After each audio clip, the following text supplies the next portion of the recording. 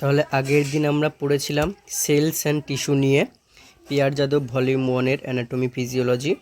আজকে পরবর্তী চ্যাপ্টারের দিকে মুভ করব এবং তোমাদের কাছ থেকে রেসপন্স পেয়েছি যে প্রত্যেকটা সাবজেক্টের চ্যাপ্টার ওয়াইজে মুভ করতে। আমি সেই রকমভাবেই চেষ্টা করব এবং তোমরাও সাপোর্টে থাকবে, তোমরাও কমেন্ট করবে। কমেন্টই আমাকে আরও উৎসাহিত করে তোলে। মানে তোমাদের কোনো ডাউট থাকলে বা ক্লাসটা ভালো লাগছে বা পড়াটা বোঝাতে ভালো লাগছে, এরকম ভালো লাগলে তোমরা একটা জাস্ট যে কোনো একটা রেসপন্স বা যে কোনো একটা কমেন্ট রেখে যাবে। সেইটা কমেন্টটা দেখে আমার আরও উৎসাহিত হয়। যেমন এই যে তোমরা রেসপন্স করেছো যে চ্যাপ্টার ওয়াইজ পরপর যেতে, ঠিক আছে। আমি চেষ্টা করব পিয়ার যাদব এবং অন্যান্য বইয়েরও ইনফরমেশন দিতে, কিন্তু পিয়ার যাদব পুরো ডিকোডিং হিসেবে হবে। তো এখানে দেখো ব্লাড রিলেটেড আমরা আজকে চ্যাপ্টারটা পড়ব। ব্লাডের পুরো যতটা আছে সবই ডিসকাশন করে দেব। প্রথম কথা, ব্লাড জানতে গেলে আমাদের জানতে হবে এটা কি, ঠিক আছে। এর আগের দিন আমরা কি পড়েছিলাম? সেলস অ্যান্ড টিস্যু পড়েছিলাম, আর বাকি বলেছিলাম অর্গান সিস্টেম, এগুলো পরবর্তী অন্য ক্লাসে হবে। আর সেলসের মধ্যে পুরোটা কমপ্লিট হয়ে গেছিলো এবং টিস্যুর মধ্যে আমরা এপিথেলিয়াল টিস্যু আর কানেকটিভ টিস্যু পড়ে নিয়েছিলাম, তাই তো। আর এপিথেলিয়াল টিস্যু, কানেকটিভ টিস্যু বাদে আর কি টিস্যু থাকে? মাসেল টিস্যু থাকে এবং নার্ভাস টিস্যু থাকে, ঠিক আছে। তো এই দুটো আমরা বলেছিলাম, এই দুটোর সিস্টেম আছে, মাস্কুলোস্কেলেটাল সিস্টেম আর নার্ভাস সিস্টেম, সেই সিস্টেমে আমরা পড়ব। এবার ব্লাড পড়তে গেলে আগে তোমাকে জানতে হবে ব্লাড একটা কি। ব্লাড একটা কানেকটিভ টিস্যু, ঠিক আছে। এবং কী ধরনের কানেকটিভ টিস্যু? ফ্লুইড অথবা লিকুইড কানেকটিভ টিস্যু। তো এখানেই দেখো এটার প্রথমত রয়েছে কি ফিজিক্যাল প্রপার্টিস অফ ব্লাড। একটা ব্লাড জানতে গেলে তার ফিজিক্যাল প্রপার্টিসগুলো কি আছে। তো এখানে একটা আগে ছবি তোমাদের দেখিয়ে দিই। দেখো এখানে একটা ব্লাড ভেসেলসের ছবি তোমাদেরকে এখানে দেখিয়েছে, একটা ব্লাড ভেসেলস এবং ব্লাড ভেসেলের কি লেয়ার থাকে আমরা সেগুলো পড়বো। বা এখানে আমি প্রথমত একটা ধারণা দিয়ে দিচ্ছি। একটা এই যে ব্লাড ভেসেল দেখছো, ব্লাড ভেসেল মানে কোনগুলোকে ব্লাড ভেসেল আমরা বলি? দ্যাট ইজ হতে পারে সেটা আর্টারি, তাই তো। আর্টারি হতে পারে, সেটা ভেন হতে পারে, সেটা ক্যাপিলারিস বা হতে পারে আর্টেরিওলস বা হতে পারে ভেনিওলস, ঠিক আছে। এগুলো সমস্ত কিছুই এক একটা ব্লাড ভেসেলস। তো এই যে একটা ব্লাড ভেসেলস, ধরো আমি এটাকে আর্টারি ধরছি, ঠিক আছে। তো আর্টারির ক্ষেত্রে আমি ব্লাড ভেসেলসের মধ্যে আমরা ব্লাডটাকে পাবো, পুরো ব্লাড ফ্লো করে। তো বডিতে এরকম বিভিন্ন ব্লাড ভেসেলস নেটওয়ার্ক আকারে ছড়িয়ে আছে পুরো, ঠিক আছে। পুরো কানেকশন আর্টারি, ভেন, ক্যাপিলারিস বা আর্টেরিওল, ভেনিওল সব ছড়িয়ে আছে চারিদিকে। এবার এই ব্লাড ভেসেলের ভেতরে দেখো একটা দেখিয়েছে যে বিভিন্ন শেপের এবং ফ্লুইড রিলেটেড একটা তোমার জিনিস পুরো রয়েছে। এটাকে আমরা কি বলছি? ব্লাড। এবার ব্লাড হচ্ছে একটা লিকুইড বা ফ্লুইড কানেকটিভ টিস্যু এবং যার কম্পোনেন্টের মধ্যে আমরা কি দেখতে পাচ্ছি। একদিকে দেখো রেড ব্লাড সেলস রয়েছে বা এগুলোকে আমরা কি বলে থাকি? আরবিসি। এবং এগুলোর আকৃতি কীরকম হয় দেখো, এই রকম টাইপের একটা রয়েছে, ঠিক আছে। মানে নর্মাল শেপ এরকম হয়ে থাকে, পুরো গোলও নয়, ঠিক আছে, পুরো গোল নয়। আর একটা যেটা রয়েছে দেখো হোয়াইট ব্লাড সেল, বা এটাকে আমরা কি বলি? ডব্লিউবিসি। এগুলোর আলাদা আলাদা আরও নাম রয়েছে, ঠিক আছে। এটাকে বলে এরিথ্রোসাইট, এটাকে বলে লিউকোসাইট। আর কি রয়েছে? আর এখানে আছে এগুলো প্লেটলেটস, ঠিক আছে। এই যে এগুলোকে দেখিয়েছে, এগুলো প্লেটলেটসটাকে কি বলা হয়? এটাকে বলে থ্রম্বোসাইট। এরিথ্রোসাইট, লিউকোসাইট আর থ্রম্বোসাইট। এছাড়াও আর কি দেখতে পাচ্ছ? এখানে দেখো প্লাজমা দেখতে পাচ্ছি, তাই তো। এই যে প্লাজমা কোনটা? এই যে ফ্লুইড পার্টটাকে দেখিয়েছে পুরো plasma.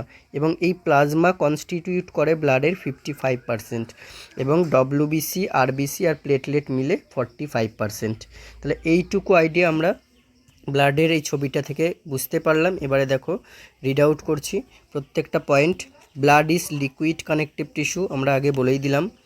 Blood also fluid of life, আমাদের লাইফের ফ্লুইড বলা হয়। ফ্লুইড অফ গ্রোথ হতে এই ব্লাড আমাদের দরকার, কারণ এই ব্লাডের মাধ্যমেই সমস্ত নিউট্রিশন বডিতে পৌঁছায়।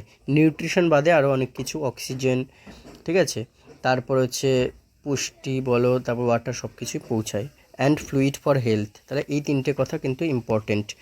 এবারে দেখো টেম্পারেচার অফ ব্লাড, যেটাকে বলা হয় কোর বডি টেম্পারেচার। তাহলে কোর বডি টেম্পারেচার আমাদের কোনটা, যেটা হচ্ছে আমাদের ইনার বডির ভিতরে যে ব্লাডের টেম্পারেচারটা, সেটাও কোর বডি টেম্পারেচার কত ডিগ্রি সেন্টিগ্রেড হয়ে থাকে, 38 ডিগ্রি সেন্টিগ্রেড। আমরা ডিগ্রি সেন্টিগ্রেড থেকে যদি ফারেনহাইটে নিয়ে যেতে চাই তাহলে ফর্মুলা কি থাকে, C/5 equals to F-32 divided by 9।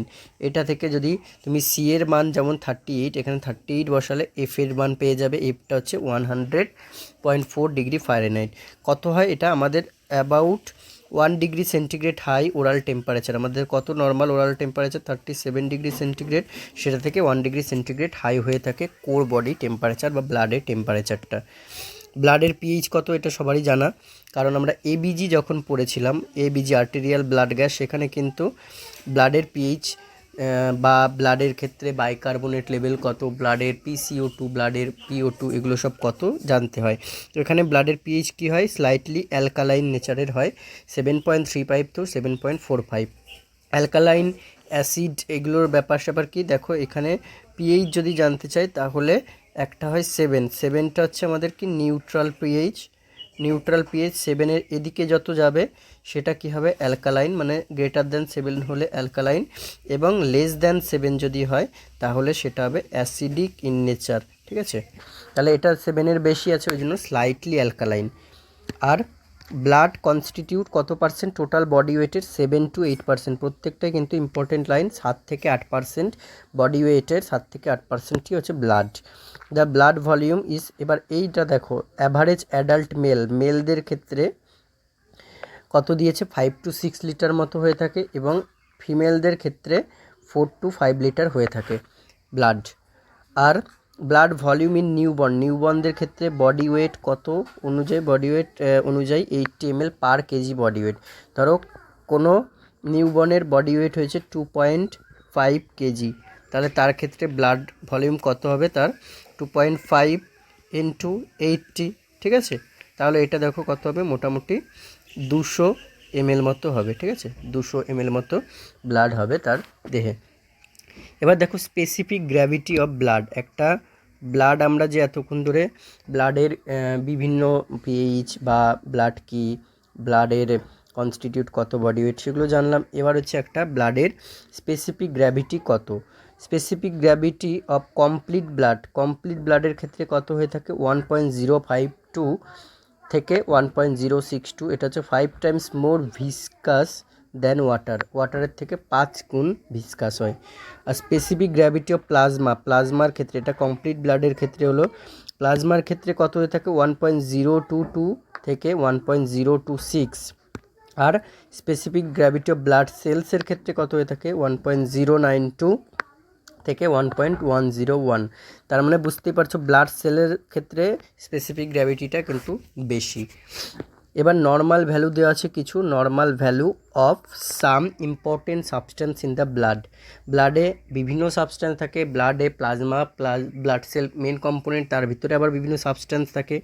তোমাদেরকে আগে ব্লাডের কম্পোনেন্টটাই দেখিয়ে দিই, তাহলে কিন্তু পড়তে সুবিধা হবে। দেখো কম্পোনেন্টস অফ ব্লাডের মধ্যে কোন কোন উপাদান থাকে। একটু আগেই বললাম যে 45% যে থাকছে সেগুলোর মধ্যে কি থাকে, ব্লাড সেলস থাকে, এবং বাকি 55% থাকে যেটা, দ্যাট ইজ প্লাজমাটা পুরো লিকুইড পার্ট। ঠিক আছে, এবার কি বলছে দেখো, 99% parts of formed elements are RBC. তাহলে 99%, এই যে 45%, এই 45%-এর 99%ই হচ্ছে আমাদের কি থাকে, রেড ব্লাড সেল বা এরিথ্রোসাইট। বাকি 1% পার্ট হচ্ছে আমাদের বাকি ব্লাড সেল দুটো থাকে, that is WBC and platelet. ঠিক আছে, এবার দেখো আমাদের যে ব্লাড প্লাজমা, এখানে হোল বডি অনুযায়ী একটা ডিভিশন দিয়ে দিয়েছে আগে। এটা দেখো, হোল বডির মধ্যে ব্লাড থাকছে কত পার্সেন্ট, আমরা বললাম 6 to 8% থাকে, আর আদার টিস্যু থাকে 92%। এবার ব্লাডের ভাগটা দিয়েছে, ব্লাডে প্লাজমা থাকছে 55% এবং ব্লাড সেলস থাকছে 45%। প্লাজমার মধ্যে কি কি থাকছে, প্লাজমার মধ্যে প্লাজমা প্রোটিন থাকে 7%, আদার সলিউট থাকে 1.5% এবং ওয়াটারি ম্যাক্সিমাম দেখো ওয়াটারি নেচার হয়ে থাকে 91.5%। এবারে এই প্লাজমা প্রোটিনগুলো কী কী দেখো, এগুলো ইম্পর্টেন্ট রোল প্লে করে। প্লাজমা প্রোটিনের মধ্যে অ্যালবুমিন থাকে সবচেয়ে বেশি, এবং এখানে আমি পার্সেন্টেজটা একটু চেঞ্জ করে দিয়েছি, দেখে নাও, 60 to 65% অ্যালবুমিন। তারপরে কি থাকে, গ্লোবিউলিন, এটা হচ্ছে 36%। আর কি থাকে, ফাইব্রিনোজেন, এটা হচ্ছে 4%। আর আদার প্রোটিনস থাকে 1%। তাহলে এই হচ্ছে আমাদের প্লাজমার 7% প্লাজমা প্রোটিন। এবারে কি, আদার সলিউট 1.5% থাকে, তার মধ্যে কি থাকে, গ্যাসেস, অক্সিজেন থাকে, কার্বন ডাইঅক্সাইড থাকে, নাইট্রোজেন থাকে, নিউট্রিয়েন্টস যায়, গ্লুকোজ, অ্যামাইনো অ্যাসিড, আরও অনেক কিছু আছে, ঠিক আছে। Waste product urea, uric acid, এগুলো থাকে, এগুলো ইউরিনের মাধ্যমে বেরিয়ে যায়, তাই তো। আর হরমোনস থাকে, ইলেকট্রোলাইটস থাকে, সোডিয়াম, পটাশিয়াম, তারপরে এটা কে প্লাস হবে, আর হচ্ছে ক্যালসিয়াম, ক্লোরাইড, এগুলো বিভিন্ন ইলেকট্রোলাইটগুলো থাকে, ঠিক আছে।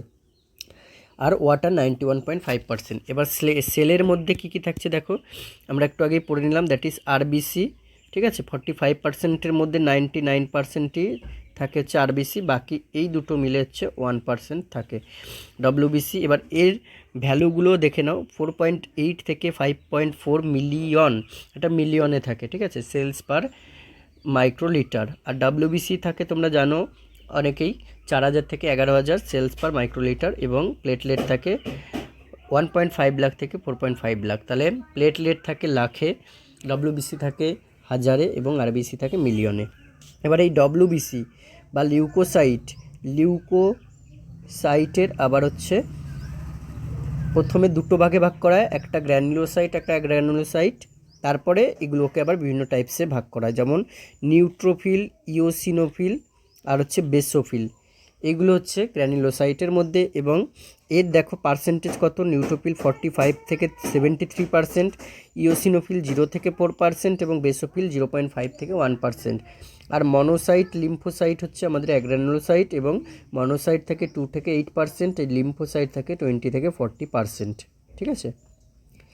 এইটুকু হলো আমাদের পুরো ব্লাডের কম্পোনেন্টসগুলো। এবার এইগুলো আমরা পরে পড়ছি। এরপরে আবার এখানে চলে আসি, এই যে এই ছকটা, সাবস্ট্যান্স কী কী, যেমন গ্লুকোজ নর্মাল হচ্ছে 70 to 110 mg/dl, এটা র্যান্ডম। ক্রিয়েটিনিন 0.5 থেকে 1.5, ক্রিয়েটিনিনটা এইটা করবে, ক্রিয়েটিনিন হচ্ছে 0.6 to 1.2 mg/dl। Cholesterol up to 200 mg/dl। Plasma protein, এগুলোর ওখানে রেঞ্জটা বলে দিয়েছি ছকেতে। বিলিরুবিন 0.5 থেকে 1.5 mg/dl। Iron 50 to 150 microgram/dl। Copper 100 to 200 mg/dl। Calcium 9 to 11 mg/dl। Sodium 135 to 145 milli equivalent per litre, এগুলো সবকটা ইম্পর্টেন্ট। পটাশিয়াম 3.5 থেকে 5 milli equivalent per litre. Chloride 97 to 107 milli equivalent per litre. Bicarbonate 22 to 26 বা 7 কোথাও আছে মিলি equivalent per litre. তো এই কটা প্রত্যেকটাই প্রায় এবিজির ক্ষেত্রে ইম্পর্টেন্ট, ওই জন্য কিন্তু এখানে দিয়ে দিয়েছে। এবার ব্লাডের ফাংশন কি, ব্লাডের ফাংশন আমরা জানি, এক নম্বর হচ্ছে ট্রান্সপোর্টেশনে হেল্প করে, এছাড়া হচ্ছে ইকুইলিব্রিয়াম মেনটেনে হেল্প করে, ঠিক আছে, আর হচ্ছে প্রোটেকশনে হেল্প করে, ঠিক আছে। আমাদের ব্লাডের মধ্যে যে বিভিন্ন প্রোডাক্ট, মানে ব্লাড প্রোডাক্ট বা যে প্লেটলেট থাকে, এগুলো কোনোটা হচ্ছে ক্লটিং ফ্যাক্টর হিসেবে কাজ করে, কোনোটা হচ্ছে আমাদের ইনফেকশনকে প্রিভেনশন করে, ঠিক আছে, এরকম বিভিন্ন কাজগুলো রয়েছে। এবার কম্পোনেন্ট আছে, কম্পোনেন্টসের মধ্যে এখানে রিড আউট করে দিচ্ছি, সবই আমি বুঝিয়ে দিলাম।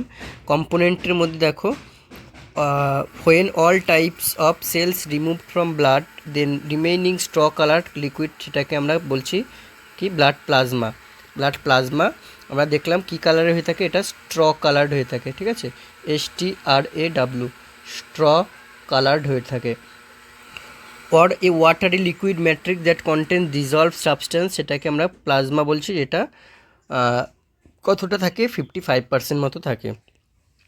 আচ্ছা, watery portion of blood after coagulation called serum কি, সিরাম আমরা যেটা পাবো, মানে প্লাজমা থেকে ক্লটিং ফ্যাক্টর, মেনলি ফাইব্রিনোজেন, ঠিক আছে, প্লাজমা থেকে ক্লটিং ফ্যাক্টরকে বাদ দিলে, এবং ক্লটিং ফ্যাক্টরের মধ্যে মেনলি ফাইব্রিনোজেন বাদ দিলে যে পোর্শনটা থাকে, দ্যাট ইজ সিরাম, কী বলা হয়, serum. Serum not contains clotting factors থাকে না, because fibrinogen converted into fibrin and used into blood clotting. মানে ফাইব্রিনোজেনটা কিসে পরিণত হয়, ফাইব্রিনে পরিণত হয়, একটা সুতোর মতো অংশ ফাইব্রিনটা হয়ে থাকে, তো সেই জন্য কিন্তু সেটা সিরামে থাকে না। Protein present in plasma is call plasma protein. Plasma প্রোটিনের আমরা কী কী থাকে পড়েও নিলাম। Okay, plasma protein plays an important role in maintaining. দেখো প্লাজমা প্রোটিন কী কাজ করে, এটা হচ্ছে maintaining blood colloidal osmotic pressure or oncotic pressure of blood. তাহলে ব্লাডের অঙ্কোটিক প্রেশারকে অথবা ব্লাড কোলয়েডাল অসমোটিক প্রেশারকে কিন্তু মেনটেন করতে সাহায্য করে, এবং এর নর্মাল ভ্যালু কত হয়ে থাকে, 25 থেকে 30 mm অফ Hg হয়ে থাকে। Albumin is smallest and most numerous of protein. Albumin smallest হয় কিন্তু সবচেয়ে বেশি পরিমাণে থাকে albumin. Play major role in maintaining oncotic pressure. এই অঙ্কোটিক প্রেশার মেনটেন করে ম্যাক্সিমাম অ্যালবুমিনটাই। তাহলে এটা দিয়ে কোশ্চেন আসে, plasma proteins are synthesize by hepatocytes except gamma globulin protein. তাহলে হেপাটোসাইট মানে কি, হেপাটোসাইট হচ্ছে মানে লিভারের ম্যাচিওর সেল, ঠিক আছে। তো এখান থেকে প্লাজমা প্রোটিনগুলো তৈরি হয়, কিন্তু শুধুমাত্র গামা গ্লোবিউলিনটা তৈরি হয় না, ওখান থেকে গামা গ্লোবিউলিনটা তৈরি হয় না। তো এই চার্টটা আমি বুঝিয়ে দিলাম। এবারে চলে যাই আমরা নিচে। দেখো দেয়ার আর 3 types of blood cell component, মানে ব্লাড সেল কম্পোনেন্টটা এবার চলে আসলো। এবার সেলের মধ্যে কী কী থাকছে, আরবিসি আর এরিথ্রোসাইট, ঠিক আছে। আরবিসি ল্যাক্স এ নিউক্লিয়াস, আরবিসির মধ্যে নিউক্লিয়াস থাকে না, and others organelles, so it can not divide, এটা কী করতে পারে না, ডিভাইড করতে পারে না। And have limited life span, কত life span, very very important, 120 days question আসে। The diameter of RBC 7.2 micrometre হয়ে থাকে। আরবিসি কী শেপের হয়, ডিস্ক শেপেড এবং বাই কনকেভ সেল হয় এর, ঠিক আছে। এইখানে ছবিতে দেখিয়েছিলাম, এগুলো দেখো চাকতির মতো হচ্ছে এবং এগুলো বাই কনকেভ। ওকে, এবার দেখো সারফেস এরিয়া কত, 120 স্কোয়ার মাইক্রোমিটার অ্যান্ড ভলিউম হচ্ছে 90 কিউবিক মাইক্রোমিটার হয়ে থাকে volume. The total surface area of RBC of an average adult কত, 3820 square meter or about 2000 times more than the external total body surface area. External total body surface এরিয়ার থেকে 2000 গুণ বেশি। RBCs red colour, এবার red কালারটা কেন হয় তোমরা জানো ম্যাক্সিমামই, যে হিমোগ্লোবিন থাকে বলে, তাই তো। হিমোগ্লোবিন কী কী নিয়ে তৈরি, হিম এবং গ্লোবিন নিয়ে তৈরি। এবারে দেখো হিমাটোক্রিট বলে একটা কথা আছে, হিমাটোক্রিট বা এটাকে পিসিবি বলে, প্যাকড সেল ভলিউম, ঠিক আছে। হিমাটোক্রিট কিছুই না, percentage volume of RBC in the blood, ঠিক আছে। ব্লাডের মধ্যে আমরা কী কী কম্পোনেন্ট পড়লাম, ব্লাডের সেলস পড়লাম, ব্লাড প্লাজমা পড়লাম। তো ব্লাড সেলসের মধ্যে আরবিসি থাকে, ডব্লিউবিসি থাকে, প্লেটলেট থাকে। তো টোটাল ব্লাড ভলিউমের মধ্যে আরবিসির ভলিউম কতটা, ঠিক আছে, সেইটাই হচ্ছে আমাদের হিমাটোক্রিটকে ডিনোট করে বা পিসিভিকে ডিনোট করে। এখানে এই লাইনটাও লেখা আছে, এই লাইনটা থেকে এই লাইনটা সোজা, ওই জন্য আমি এটা লিখে দিয়েছি। The percentage of total blood volume occupied by RBC is called haematocrit or packed cell volume. PCB of 50% means that 50% of volume এটা কম্পোস্ট অফ কি, আরবিসি।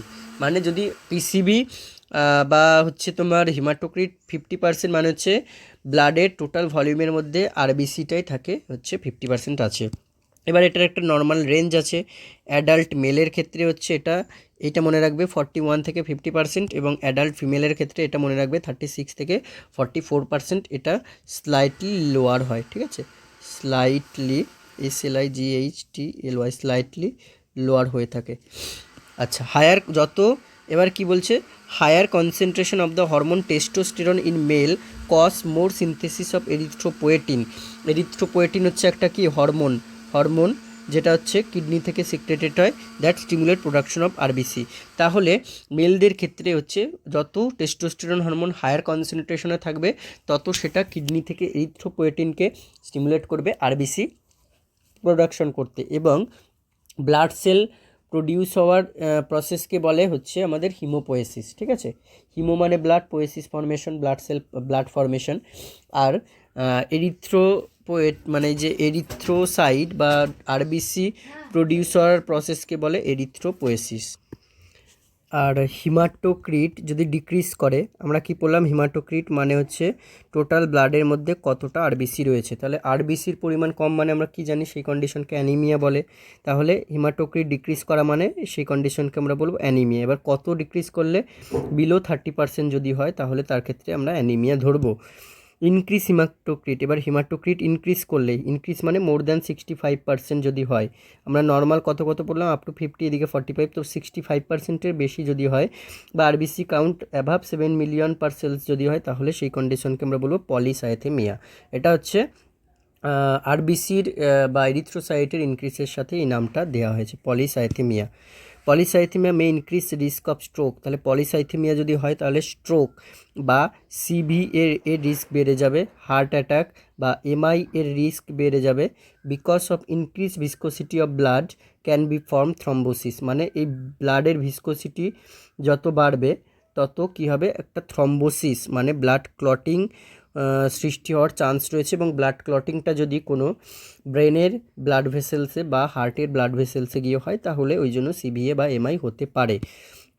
এবার দেখো, causes of polycythemia are malignancy of red bone marrow. Red bone marrow malignant condition যদি হয়ে যায় তাহলে polycythaemia হতে পারে।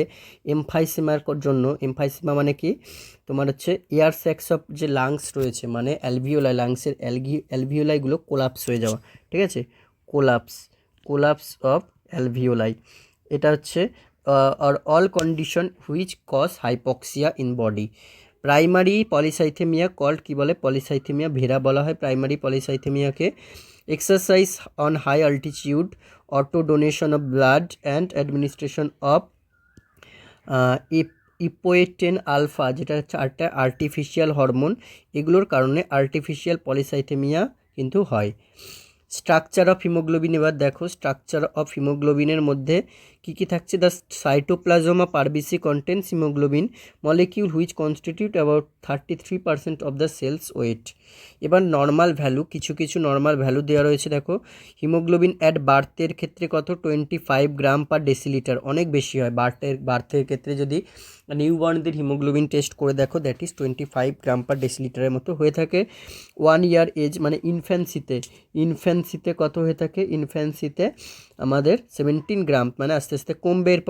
এরপরে অ্যাভারেজ অ্যাডাল্টদের ক্ষেত্রে দেখো, মনে রাখবে অ্যাভারেজটা হচ্ছে 15 গ্রাম পার ডিএল, কিন্তু একটা রেঞ্জে যদি বলে তখন মনে রাখবে 13 to 18, মেলদের ক্ষেত্রে 13 to 18 গ্রাম পার ডিএল, আর ফিমেলদের ক্ষেত্রে অ্যাভারেজ 14.5 গ্রাম পার ডিএল মনে রাখবে, এবং রেঞ্জেও যদি বলে 12 থেকে 16 gram per DL. Each RBC contain about কত মিলিয়ন হিমোগ্লোবিন থাকে, 280 মিলিয়ন, মানে একটা, এই যে আরবিসিগুলো দেখলাম, এই যে আরবিসিগুলো এর মধ্যে একটাতে 280 মিলিয়ন করে কিন্তু কি থাকে, হিমোগ্লোবিন থাকে। এবং এই হিমোগ্লোবিনগুলো কি করে, এরা হচ্ছে অক্সিজেন ক্যারিং করে, ঠিক আছে, red pigment, and each haemoglobin can carry up to 4 oxygen molecule. তাহলে আবার একটা এখানে সামারি করে দিচ্ছি, দেখো একটা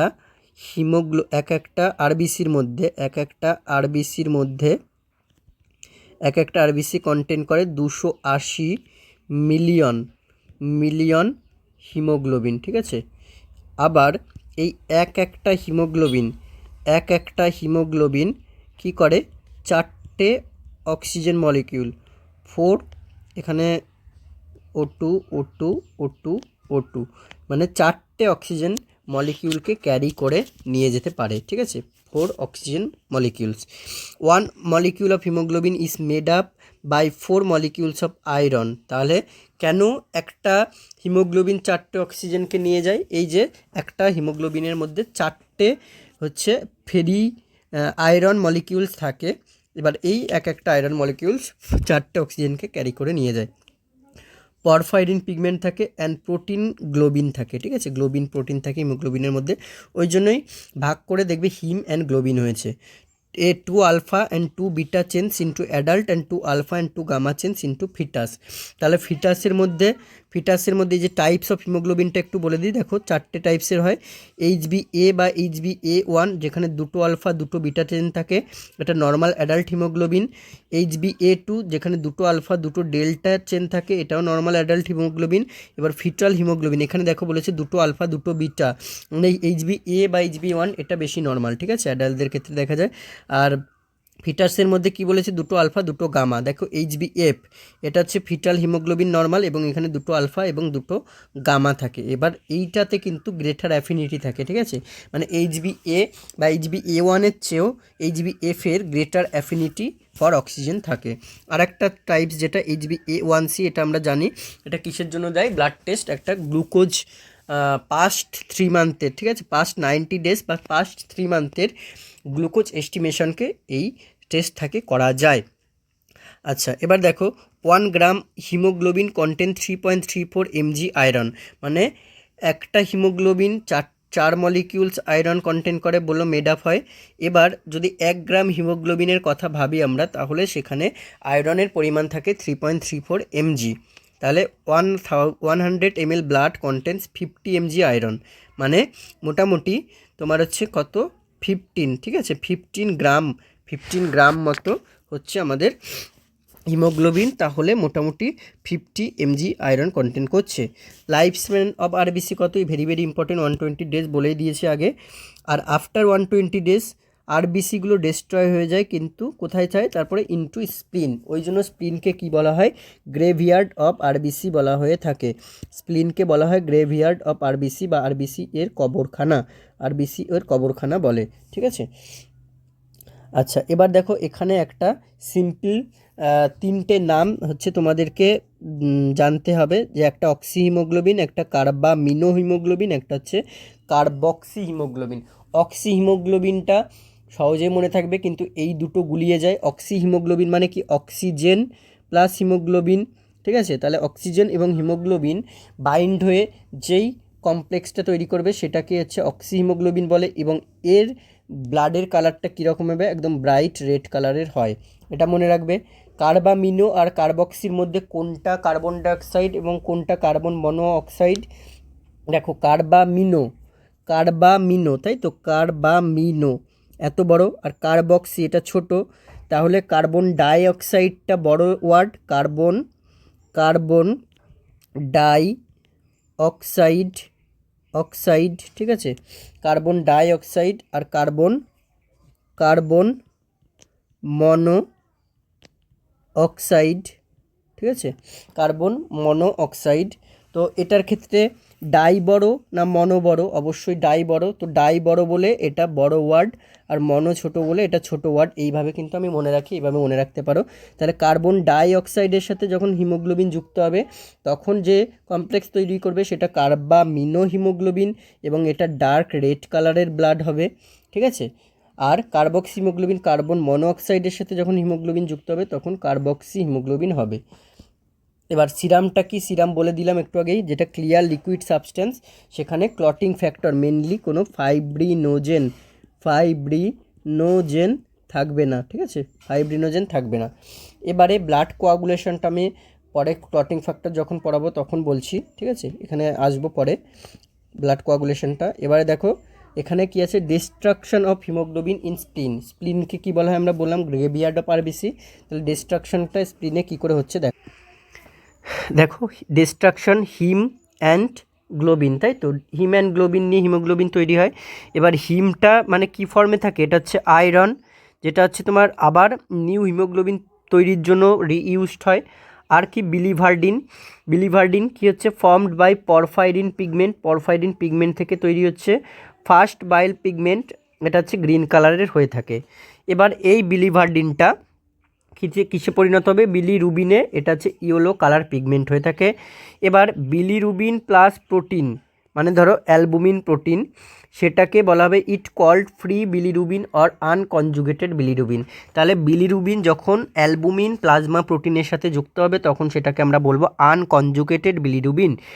আফটার এন্টারিং ইনটু লিভার, এবারে এইটা যখন আনকনজুগেটেড ফর্মটা লিভারে এন্টার করবে, রিমুভড প্রোটিন, তখন প্রোটিন রিমুভড হবে and attached with glucuronic acid, তখন সেটা গ্লুকোরোনিক অ্যাসিডের সাথে যুক্ত হবে। ভালো করে বোঝো, এই হিমোগ্লোবিন যখন ডিস্ট্রাকশন হবে স্প্লিনে, তখন হিম এবং গ্লোবিনে কিন্তু ডিভাইড হয়ে যাবে। এবার হিমটা আয়রন ফর্মে, হিমের আয়রন ফর্মটা আবার নিউ হিমোগ্লোবিন ফর্মেশনে চলে যাবে, এবং বিলিভার্ডিনটা কিন্তু ফার্স্ট বাইল পিগমেন্ট যেটা গ্রিন কালারের হয়, সেটা পরফাইরিন পিগমেন্ট থেকে তৈরি হলো, তারপরে বিলিভার্ডিনটা বিলিরুবিনে রূপান্তরিত হলো। বিলিরুবিনটা যখন প্লাজমা প্রোটিন অ্যালবুমিনের সাথে যুক্ত হলো তখন সেটা আনকনজুগেটেড বিলিরুবিনে পরিণত হলো। এবার এই আনকনজুগেটেড বিলিরুবিনটা যখন লিভারে এন্ট্রি করলো তখন সেই আনকনজুগেটেড বিলিরুবিনের সাথে যেই প্রোটিনটা সেটা রিমুভড হয়ে এবং তার সাথে আবার গ্লুকোরোনিক অ্যাসিড যুক্ত হয়। তারপরে বিলিরুবিন বিকাম ওয়াটার সলিউবল। এবারে এই যে বিলিরুবিনটা এটা ওয়াটার সলিউবল হলো এবং এটাকে কনজুগেটেড বিলিরুবিন বলা হবে। গ্লুকোরোনিক অ্যাসিড যখন যুক্ত হলো তখন সেটাকে কনজুগেটেড বিলিরুবিন বলা হলো। বোঝা গেল? এবারে দেখো, এবার বাইলের মাধ্যমে, বাইল কোথা থেকে তৈরি হয়? বাইল তৈরি হয় লিভার থেকে এবং স্টোর থাকে গল ব্লাডারে। ঠিক আছে, তাহলে বাইলের থ্রু দিয়ে বিলিরুবিন এন্টার্স ইনটু ইন্টেস্টাইন। এরপরে ইন্টেস্টাইনে বিলিরুবিন এন্টার করলো, মানে কনজুগেটেড বিলিরুবিনটা এন্টার করলো, দিয়ে কি হবে? Converted into urobilinogen by bacterial action. এবারে ইন্টেস্টাইনের কিছু ব্যাকটেরিয়াল অ্যাকশন সেটা এই কনজুগেটেড বিলিরুবিনটাকে ইউরোবিলিনোজেনে কনভার্ট করবে। দিয়ে দেখো দুটো ফরমেশন হচ্ছে দুদিকে। একটা হচ্ছে কি some reabsorbed into blood and converted into urobilin. এই ইউরোবিলিনোজেন, ওজেন আছে মানে কি ইনঅ্যাক্টিভেটেড ফর্মে আছে। এবার এই ইউরোবিলিনোজেনের কিছুটা ব্লাডে রিঅ্যাবজর্বড হবে এবং কিছুটা কনভার্টেড হবে ইউরোবিলিনে। তারপরে এটা কী হবে? এই ইউরোবিলিন, স্টার্কোবিলিন এগুলো আমরা জানি, এগুলো কিছু কিছু ইউরিন এবং ফিসেসের মাধ্যমে বা স্টুলের মাধ্যমে রিমুভ হয়ে যায়। তাহলে এই ব্যাকটেরিয়াল অ্যাকশনটা যখন ইউরোবিলিন তৈরি করলো, ইউরোবিলিন হচ্ছে ইউরিনের মাধ্যমে 5% রিমুভড হয়ে গেল। আর এদিকে কিছুটা মোস্ট অফ রিমুভড বাই, বেশিরভাগটাই ফিকাল ম্যাটার। ফিকাল ম্যাটার মানে কি স্টুলের মাধ্যমে রিমুভড হচ্ছে ইন দ্য ফর্ম অফ স্টার্কোবিলিন।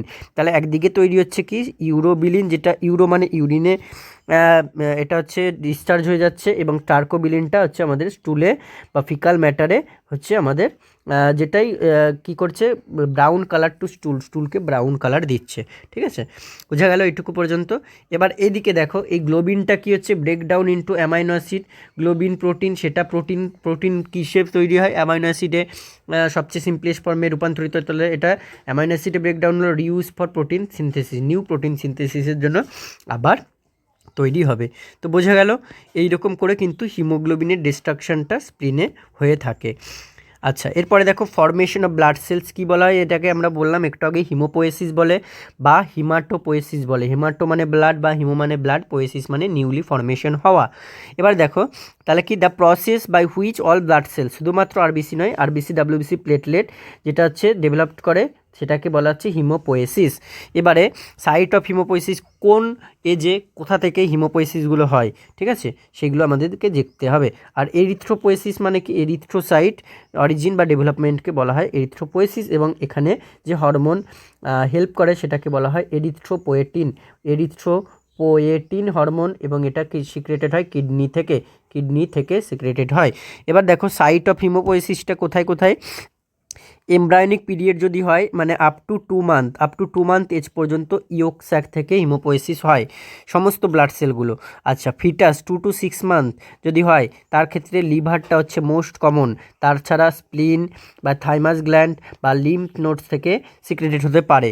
বা ফিটাস 6 to 9 মান্থ পর্যন্ত যদি থাকে তাহলে সেই ক্ষেত্রে and up to age of 20 years পর্যন্ত তার ক্ষেত্রে আমরা red bone marrow of all bones থেকে তৈরি হয়। আফটার 20 ইয়ার্স এজের পরে কোথা থেকে? এপিফাইসিস অফ লং বোন, মানে হচ্ছে তোমার ওই সেই রেড বোন ম্যারো থেকে, বা ট্রাবেকিউলা অফ অল আদার স্পঞ্জি বোন, যেমন ইলিয়াক ক্রেস্ট থেকে, পেলভিক গার্ডেল থেকে, ভার্টিব্রা বা স্টারনাম এগুলো থেকে। ঠিক আছে, তাহলে কোন এজে কোন সাইড থেকে হিমোপোয়েসিসগুলো হচ্ছে সেগুলো কিন্তু জেনে রাখতে হবে। আচ্ছা, এখানে যেটা আছে এটা এতটা ইম্পর্টেন্ট না, এটা তোমাদের না বুঝলেও হবে, মানে এটা অতটা বোঝার মতো না। সিএফইউ জিএমই এগুলো অত আসে না বা এগুলো লাগেও না। ঠিক আছে, তো এটা হচ্ছে ওই প্লুরিপোটেন্ট হিমোপোয়েটিক স্টেম সেল থেকে, হিমোপোয়েটিক স্টেম সেল থেকে ব্লাডের বিভিন্ন সেলগুলো তৈরি হয়, সেগুলো এখানে বলেছে। ঠিক আছে, এগুলো অতটা দরকার নেই। আচ্ছা, এরপরে দেখো এরিথ্রোসাইট সেডিমেন্টেশন রেট বা যেটাকে বলা হয় ইএসআর, এটা শর্ট ফর্মও আসে। Rate at which RBC erythrocyte RBC settle down after mixing with anticoagulant. আরবিসিকে ধরো অ্যান্টিকোয়াগুলেন্টের সাথে বা হেপারিন, সোডিয়াম সাইট্রেট, ইডিটিএ এগুলোর সাথে মিক্সিং করা হলো, মিক্সিং করার পর সেটেল ডাউন করবে যেই রেটে সেটাকে আমরা বলবো তোমার ইএসআর। ঠিক আছে, ESR is a non specific laboratory test would not be diagnose any disease, এটা কোনো ডিজিজকে কিন্তু ডায়াগনোস করে না, very very important line. Used as a marker of inflammation, তাহলে ইনফ্লামেশনের একটা মার্কার হিসেবে এরিথ্রোসাইট রেট বাড়লে ইনফ্লামেশন মার্কার হিসেবে ইউজ করা হয়, অথবা assess the prognosis of the পেশেন্টের প্রগনোসিস হচ্ছে কি না। ওয়েস্টার গ্রিন মেথডটা কি দেখো, 1.6 ml of blood mix with 0.4 ml sodium citrate, তাহলে ব্লাডকে অ্যান্টিকোয়াগুলেন্টের সাথে মিক্স করা হলো 4:1 রেশিওতে, তাই তো এটা 4:1 রেশিও হলো in Westergren tube 300 millimetre লংয়ের। টিউব স্ট্যান্ড ভার্টিক্যালি দাঁড় করিয়ে রাখা হলো এবং লেফট আনডিস্টার্ব, কোনো ডিস্টার্ব তাকে নাড়াচাড়া করা হলো না।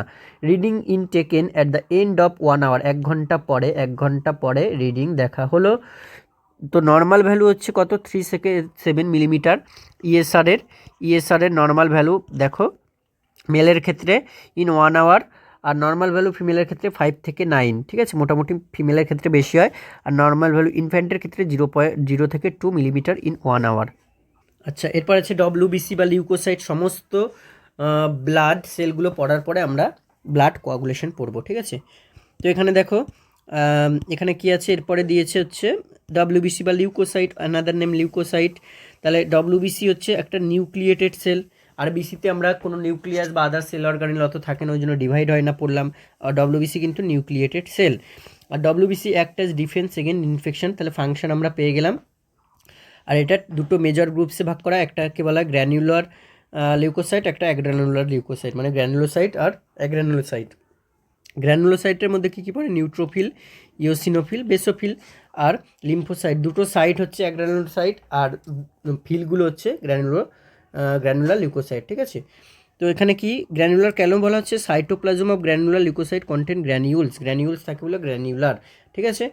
Granules contain some enzyme protease which destroyed microorganism, এই প্রোটিয়েসগুলো কী করে, মাইক্রো অর্গানিজমকে ডেস্ট্রয়েড করে দেয়। আর granules are not visible under a light microscope, এখানে যে গ্র্যানিউলস এগুলো লাইট মাইক্রোস্কোপে থাকে না, ওই জন্য ধরা হয় যে নেই এখানে গ্র্যানুলোসাইট নেই, অ্যাগ্রানুলোসাইট। আচ্ছা, ইওসিনোফিল দেখো, এটা হচ্ছে তোমার ইট stains with an acidic die, ইউসিন দিয়ে এবং রেড অরেঞ্জ কালার দেয়, ঠিক আছে।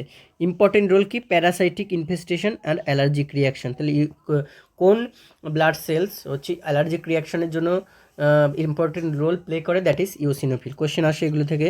আচ্ছা, বেসোফিল কি দেখো, ইট stains with basic methylene blue দিয়ে die and blue purple colour কিন্তু দেয়, এবং এটার ইম্পর্টেন্ট রোল হচ্ছে হিলিং প্রসেস, তাহলে হিলিং প্রসেসে কোন blood cell, that is basophil. এরপর আছে নিউট্রোফিল আছে, it stains with acidic eosin and basic methyl, দুটো দিয়েই একসাথে এবং ভায়োলেট কালার দেয়, ঠিক আছে, এটাকে বলা হয় লেসম্যান স্টেন বলা হয়। এবং older neutrophil called polymorphonuclear leukocyte, very very important, PMNL বলা হয়, ঠিক আছে, ওল্ডার নিউট্রোফিলকে, because it contains many nuclear, polymorpho অনেকগুলো নিউক্লিয়ার লোভ থাকে 2 থেকে 5টা, ওই জন্য পলিমরফো বলা হয়, ঠিক আছে। ইয়াঙ্গার নিউট্রোফিলকে বলা হয় bands, because their nucleus looks like rod shaped. আর নিউট্রোফিল কী করে, first line of defence of body হিসেবে হেল্প করে, ঠিক আছে। এরপর আছে লিম্ফোসাইট, যেটা হচ্ছে তোমার রেসপন্সিবল কিসের জন্য, much of the body's immune protection, তাহলে এদিকে ডিফেন্স অফ বডি নিউট্রোফিলও হেল্প করে, আবার লিম্ফোসাইটও হেল্প করে, ঠিক আছে।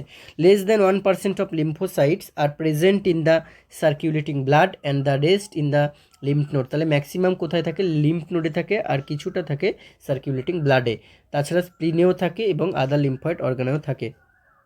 আর they can maximize contact with foreign অ্যান্টিজেন্সের থাকে কন্ট্যাক্ট করে।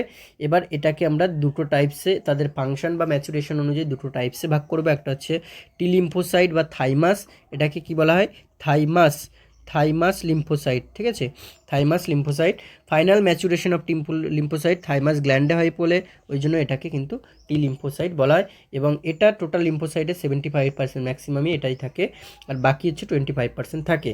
এবার টি লিম্ফোসাইটস আর রেসপন্সিবল কিসের জন্য, for our body cellular immunity, very very important line, cellular ইমিউনিটির জন্য যদি বলে কোন lymphocyte, that is T lymphocyte, ঠিক আছে। আর হিউমোরাল ইমিউনিটির জন্য B lymphocyte. T cell mediated immune functions করে requiring cell interactions. It mainly attacks virus, এটা ভাইরাস এবং ট্রান্সপ্লান্টেড অর্গান সেলকে অ্যাটাক করে। Lymphocytes are play role of major soldiers in our body's immune system battle. ঠিক আছে। There R 4 types of T lymphocyte. টি লিম্ফোসাইটের 4টে আবার type থাকে, তাহলে ভালো করে বোঝো। আমরা কি করলাম, প্রথমে ডব্লিউবিসি এর ভাগ করলাম, ডব্লিউবিসিকে গ্র্যানুলার এবং অ্যাগ্র্যানুলারে ভাগ করলাম। গ্র্যানুলারে 3টে ভাগ করলাম, নিউট্রোফিল, ইওসিনোফিল, বেসোফিল, এবং অ্যাগ্র্যানুলারে 2টো ভাগ করলাম, লিম্ফোসাইট এবং মনোসাইট। মনোসাইটটা এখনও পড়িনি, লিম্ফোসাইট চলছে। লিম্ফোসাইটের আবার মেনলি 2টো ভাগ করলাম, তাদের ফাংশন ম্যাচুরেশন অনুযায়ী, একটা টি লিম্ফোসাইট, একটা বি লিম্ফোসাইট। এবার টি লিম্ফোসাইটের আবার 4টে ভাগ, দ্যাট ইজ একটা হচ্ছে হেল্পার টি সেলস বা CD4 সেলস বা ইনডিউসার টি সেলস, যেটাই হচ্ছে আমাদের কিসের জন্য, মেনলি এইডসের জন্য ইম্পর্টেন্ট এটা। আর একটা থাকছে সাইটোটক্সিক টি লিম্ফোসাইট বা কিলার টি লিম্ফোসাইট বা ন্যাচারাল কিলার সেল যেটা। আর একটা থাকছে সাপ্রেসর টি লিম্ফোসাইট, আর একটা মেমোরি টি লিম্ফোসাইট, ঠিক আছে। তবে হেল্পার টি সেল বা CD4+ টি সেল কী করে, this T cell stimulate or regulate activity of other T cells, এরাই অন্য টি সেলসের রেগুলেট করে অ্যাক্টিভিটিটাকে। আর during infection or attack of foreign body, HIV positive person diagnose AIDS and started ART when the CD4 count is below. তাহলে দেখো এটা কিন্তু question line, very very important question line. এটা আমাদের কি বলছে দেখো এখানে, যে যদি 200 cells per millimetre cube of ব্লাডের চেয়ে কম, যদি CD4 কাউন্ট হয়ে যায় 200 cells per millimetre cube of ব্লাডের চেয়ে কম CD4 কাউন্ট হয়, তাহলে HIV পজিটিভ ধরা হয় এবং তখন ART বা অ্যান্টি রেট্রোভাইরাল থেরাপি শুরু করতে হয়। নর্মাল CD4 তাহলে কত, 500 থেকে 1500, ঠিক আছে। 3 গুণ মনে রাখবে, 500 মনে রাখলে তার 3 গুণ করে দেবে 1500, আর 500 থেকে কত কম, 200 তো কম হয়ে গেলে তখন HIV পজিটিভ হবে, ঠিক আছে। বাড়বে না, কমে যাবে। Average 950 cell per millimetre cube, এটা অ্যাভারেজ।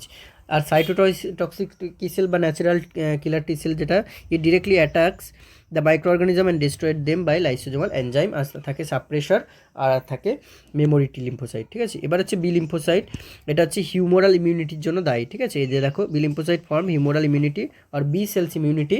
এছাড়া হচ্ছে final process of maturation occurs into কোথায়, লিভারে অ্যান্ড বোন ম্যারো। ওই জন্যই বোন ম্যারো, বি ফর কি, bone marrow, B for bone marrow lymphocyte, ঠিক আছে। আচ্ছা, হিউমোরাল ইমিউনিটি মানে কি, resistance power of body by antibodies and immunoglobulin. T lymphocyte আমাদের হচ্ছে সেল মিডিয়েটেড ইমিউনিটি, ওটা সেল মিডিয়েটেড বুঝতেই পারছি। আর হিউমোরাল মানে কি, এটা হচ্ছে অ্যান্টিবডিস বা ইমিউনোগ্লোবিলিন দ্বারা রেজিস্ট্যান্স পাওয়ার বডিতে হবে। B lymphocytes transform into plasma cell and plasma cell produce a protein call gamma globulin. Protein তৈরি করে plasma cell, protein gamma globulin form antibody and immunoglobulin. মানে এই গামা গ্লোবিউলিন তৈরির মাধ্যমে অ্যান্টিবডি ইমিউনোগ্লোবিলিন তৈরি হয়, তার জন্য কিন্তু বি লিম্ফোসাইট থেকে আমাদের হিউমোরাল ইমিউনিটি আসে, ঠিক আছে। তাহলে বি লিম্ফোসাইটে দেখো এখানে প্লাজমা সেলস দিয়েছে, আর একটা কি মেমোরি বি সেলস দিয়েছে, এর টাইপস। এবার প্লাজমা সেলস কি করে, আমরা বললাম বিভিন্ন অ্যান্টিবডিজ বা ইমিউনোগ্লোবিলিন তৈরি করে, যার মধ্যে IgG, IgM, IgA, IgG পড়ে। এবং মেমোরি বি সেলস কী করে, keeps memory for next infection by same organism. যদি এই একই অর্গানিজম, ধরো একজন HIV ইনফেক্টেড হলো, আবার বা HIVটা একটু বেশি হয়ে গেলো, একজন কোনো একটা ভাইরাল ইনফেকশনের দ্বারা ইনফেক্টেড হলো, ঠিক আছে। তো সে যদি আবার পরবর্তী সেই সেম অর্গানিজম যদি ইনফেক্ট করে, সেইটাকে মেমোরি হিসেবে রাখে মেমোরি বি সেলস।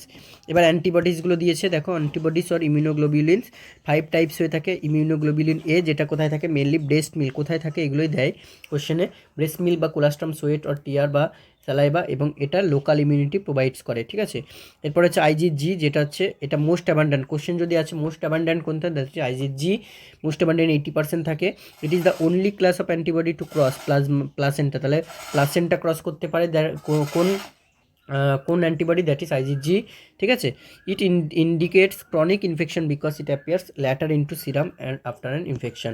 এরপর হচ্ছে IgM, এটা হচ্ছে তোমার এটাকে কি বলা হয় বলো তো, IgMকে বলা হয় মানে পেন্টা, এম মানে এটা পেন্টাভ্যালেন্ট হয়, ওই জন্য এটা লার্জ, এটা সবচেয়ে বড়, ঠিক আছে।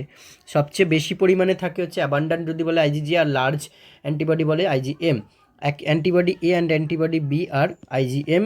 IgM is having a pentameric, এই যে বললাম pentameric স্ট্রাকচার থাকে, because it consist of 5 immunoglobulin subunit. এবং IgM অলসো কল্ড মিলিয়নিয়ার মলিকিউলও বলা হয়, ঠিক আছে, কারণ এটা হেভি মলিকুলার ওয়েট হেভি হয়ে থাকে। IgE, এটা হচ্ছে অ্যালার্জিক বা হাইপার সেন্সিটিভ রিয়াকশানে ইনভলভ হয়। এবং IgDটা secrete into very less amount and it's non significant, এটা নন সিগনিফিকেন্ট হয়ে থাকে। এরপরে আমরা এতক্ষণ ধরে লিম্ফোসাইট পড়লাম, লিম্ফোসাইটের পরে এবার মনোসাইট আসছে। মনোসাইট হচ্ছে লার্জেস্ট WBC, লিম্ফোসাইট কিন্তু লার্জেস্ট নয়। কিন্তু লিম্ফোসাইটটা বেশি পরিমাণে থাকে, মনোসাইটটা লার্জেস্ট। ঠিক আছে, it contains usually kidney shaped and or horseshoe shaped nucleus content করে থাকে, এবং মনোসাইট সার্কুলেট করে in the bloodstream for about 24 hour and then move into টিস্যুতে মুভ করে যায়, where they enlarge and differentiate into macrophage. এরাই ম্যাক্রোফাজে কিন্তু ডিফারেন্সিয়েট হয়। Some macrophage fixed into particular tissue, so called fixed macrophage বলা হয় সেগুলোকে। এক্সাম্পল যেমন কুফার সেল ইন্টু লিভারে যে কুফার সেল সেগুলো ফিক্সড ম্যাক্রোফাজ, আর microglia into CNS central nervous সিস্টেমে মাইক্রোগ্লিয়াল সেল যেগুলো থাকে, আর লাংসে অ্যালভিওলার সেল, এগুলো সব ফিক্সড ম্যাক্রোফাজের উদাহরণ। সাম ম্যাক্রোফাজেস হচ্ছে আমাদের roam into tissue through blood, তাদেরকে বলা হয় ওয়ান্ডারিং ম্যাক্রোফাজ বলা হয়। আর ম্যাক্রোফাজ আর neutrophils involve into process of phagocytosis. তাহলে যদি বলে ব্লাড সেলের কোন কোন ব্লাড সেলস হচ্ছে ফ্যাগোসাইটোসিস প্রসেস ইনভলভ হয়, সেটা হচ্ছে অ্যাগ্রানুলোসাইটের মধ্যে ম্যাক্রোফাজ বা মনোসাইট, আর গ্র্যানুলোসাইটের মধ্যে নিউট্রোফিল। ঠিক আছে, আচ্ছা লিউকোসাইটোসিস কি? লিউকোসাইটোসিস কোশ্চেন আসে। লিউকোসাইট মানে কি? ডাব্লিউবিসি। আর সাইটোসিস হয়ে যাওয়া মানে কি? ইনক্রিজ হবে, ইনক্রিজ ডাব্লিউবিসি কাউন্ট। 11,000 আমরা জানি নর্মাল, তার থেকে বেশি যদি হয়ে যায় সেটা ইনফেকশনকে ডিনোট করে, এবং সেটার থেকে বেশি বেড়ে গেলে লিউকোসাইটোসিস বলে। যেমন ইনফেকশনে হয় বললাম অ্যালার্জি, হেভি এক্সারসাইজ, অ্যানেস্থেশিয়া এবং সার্জারির ক্ষেত্রে লিউকোসাইটোসিস দেখা যায়। আচ্ছা, এবার টাইপ অফ লিউকোসাইটোসিস আছে দেখো। ইনক্রিজ নিউট্রোফিলকে নিউট্রোফিলিয়া বলে। ঠিক আছে, আচ্ছা ইনক্রিজ ইউসিনোফিলিয়া বলে, ইনক্রিজ বেসোফিলকে বেসোফিলিয়া বলে, ইনক্রিজ মনোসাইটোসিস বলে, এবং ইনক্রিজ লিম্ফোসাইটোসিস বলে। সব নামগুলো সহজে আছে, কোনো ব্যাপার নেই। আর লিউকোপিনিয়া ব্যাপারটা কি? লিউকো মানে সে লিউকোসাইট একই, পিনিয়া মানে লো লেভেল। ঠিক আছে, তো abnormal low level of WBC below 4,000 থেকে 11,000 রেঞ্জটা মনে রাখলে কোনটা সাইটোসিস আর কোনটা পিনিয়া বুঝে যাবে।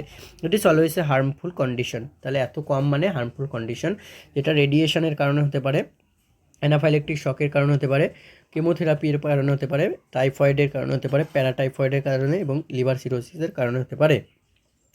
তাহলে এই পর্যন্ত আমরা পড়লাম আরবিসি এবং ডব্লিউবিসি, এই দুটো ব্লাড সেল। এবার আছে প্লেটলেট বা থ্রম্বোসাইট, তাই তো।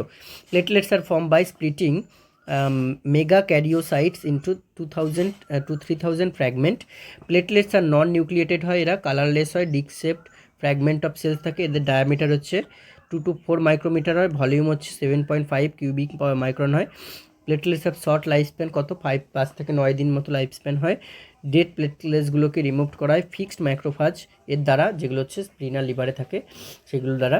প্লেটলেটস হ্যাভ 3 ইম্পর্টেন্ট প্রপার্টিস, একটা অ্যাডেসিভনেস, একটা অ্যাগ্রেশন, আর একটা অ্যাগ্লুটিনেশন। প্লেটলেট অ্যাগ্রেশন আমরা পড়বো, প্লেটলেট অ্যাডেসিভ পড়বো, বা প্লেটলেট অ্যাগ্লুটিনেশন, এগুলো সব হয়। ঠিক আছে, ডিক্রিজ নাম্বার অফ প্লেটলেটকে কী বলা হয়? দেখো থ্রম্বোসাইটোপিনিয়া, এবং ইনক্রিজ নাম্বারকে বলা হয় হচ্ছে থ্রম্বোসাইটোসিস। ঠিক আছে, এরপর আছে আমাদের ব্লাড গ্রুপ। ব্লাড গ্রুপটা পড়ার আগে আমরা হচ্ছে ব্লাড কোয়াগুলেশনটাকে পড়ে নেবো, এই যে হিমোস্ট্যাসিস বা ব্লাড কোয়াগুলেশন। আচ্ছা, এইটা বোঝার আগে ওই ছবিটায় আমরা একবার যাই, ওয়েট।